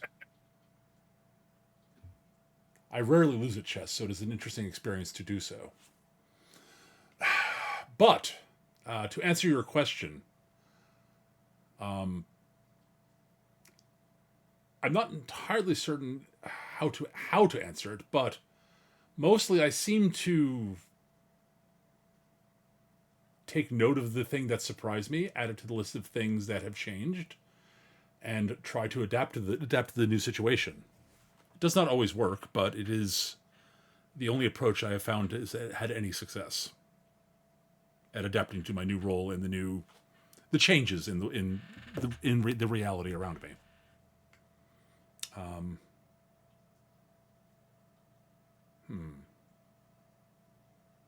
The figure nods and leans in a little bit and steeples its bony fingers together. Yes.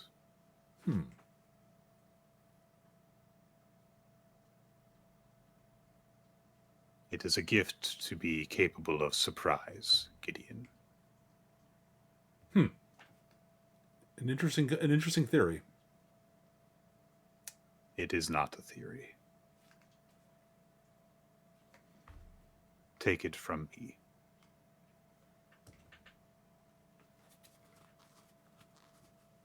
I am afraid that now I must leave. Thank you for the game. And Thank you for the one object lesson in my lack of skill at this game, apparently. But also, thank you for the conversation as well. It was interesting. Yes. Sometimes it is good to step back from the busy details, the wide expanse of interweaving information that confronts us, the overwhelming scope of everything, and to acknowledge that sometimes the answer that we seek is closer than we might suspect. Interesting. I will keep that in mind, sir. Good. Fare thee well, Gideon. And death turns and fades into darkness all at once.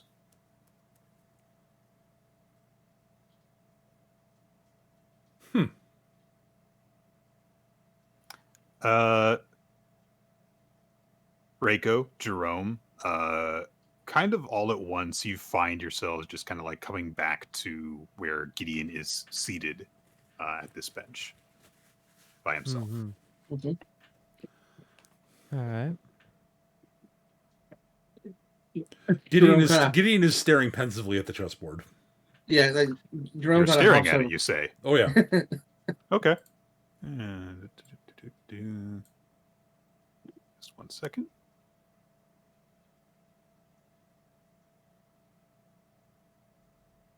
This is what you see. Aha.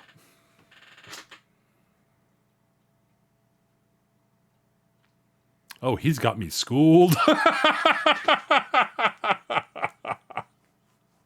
For reference's sake, because I know that sometimes certain pieces don't really make sense. Let's see. Yep, that's a queen. That is- and, yep. and that is the white king. Yep, I'm in check. I'm not in. I believe I'm in checkmate. Actually, no, not quite, but I'm very close. Real quick. Because I can move to there. And that's the only. That's I think one of the. I can probably move to there too. Yep. Make an insight check. Sure. I mean, I could sit down and actually puzzle out what the best possible move at this point is because I do play chess, but But insight, sure. 17. Gideon, you realize that this is an impossible chessboard configuration because there's no black king on the board. Oh, you're right. I missed that. Damn. I was just too focused on how much deep trouble I was in. Pretty sneaky. Like Can't even lose. What the hell? I know what the puzzle concept here is. I haven't puzzled it out, but I understand, given the conversation, what's afoot. And I think that this is where we're going to leave off. Oh, yeah. So I'll give you guys some time to maybe see if you can figure this out. Well done, Nick. Where did I'm saving this image. I'm trying to remember where I started all my Abeyance stuff at. I mean, Wyrot has the image. Wyrot could probably just post it in the I chat. can. Yeah. I just wanted it to be present on the... Yeah, no, I think it's great. That's awesome. Yeah, I was looking for what the correct moves for white are here. I didn't even think about looking at the actual legitimacy of the position. Here it is. There you go. I posted it in the crew chat. Interesting. So this is where we're ending it at. I'm looking at it. Okay, well, there's 5 pieces. On black side, I guess. Pieces. Yeah, there's 5 black pieces and 3 whites. Yeah. So the 5 black pieces represent us. No. I don't think it's that, but we'll look into. We will look into this later. We should wrap up the recording here, I think. Yeah. Yep.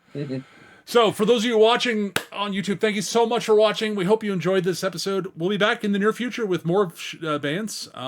Woo! Thank you again, Nick, for running that. That was a lot of fun. Yeah. Thank you guys as well. Once again, you took me to unexpected places a couple of times, so thanks for that. Yep. And catch you all later. Bye-bye. Bye, all. Yeah, Peter, I don't Hi, see everyone. anything out of that. He's got you.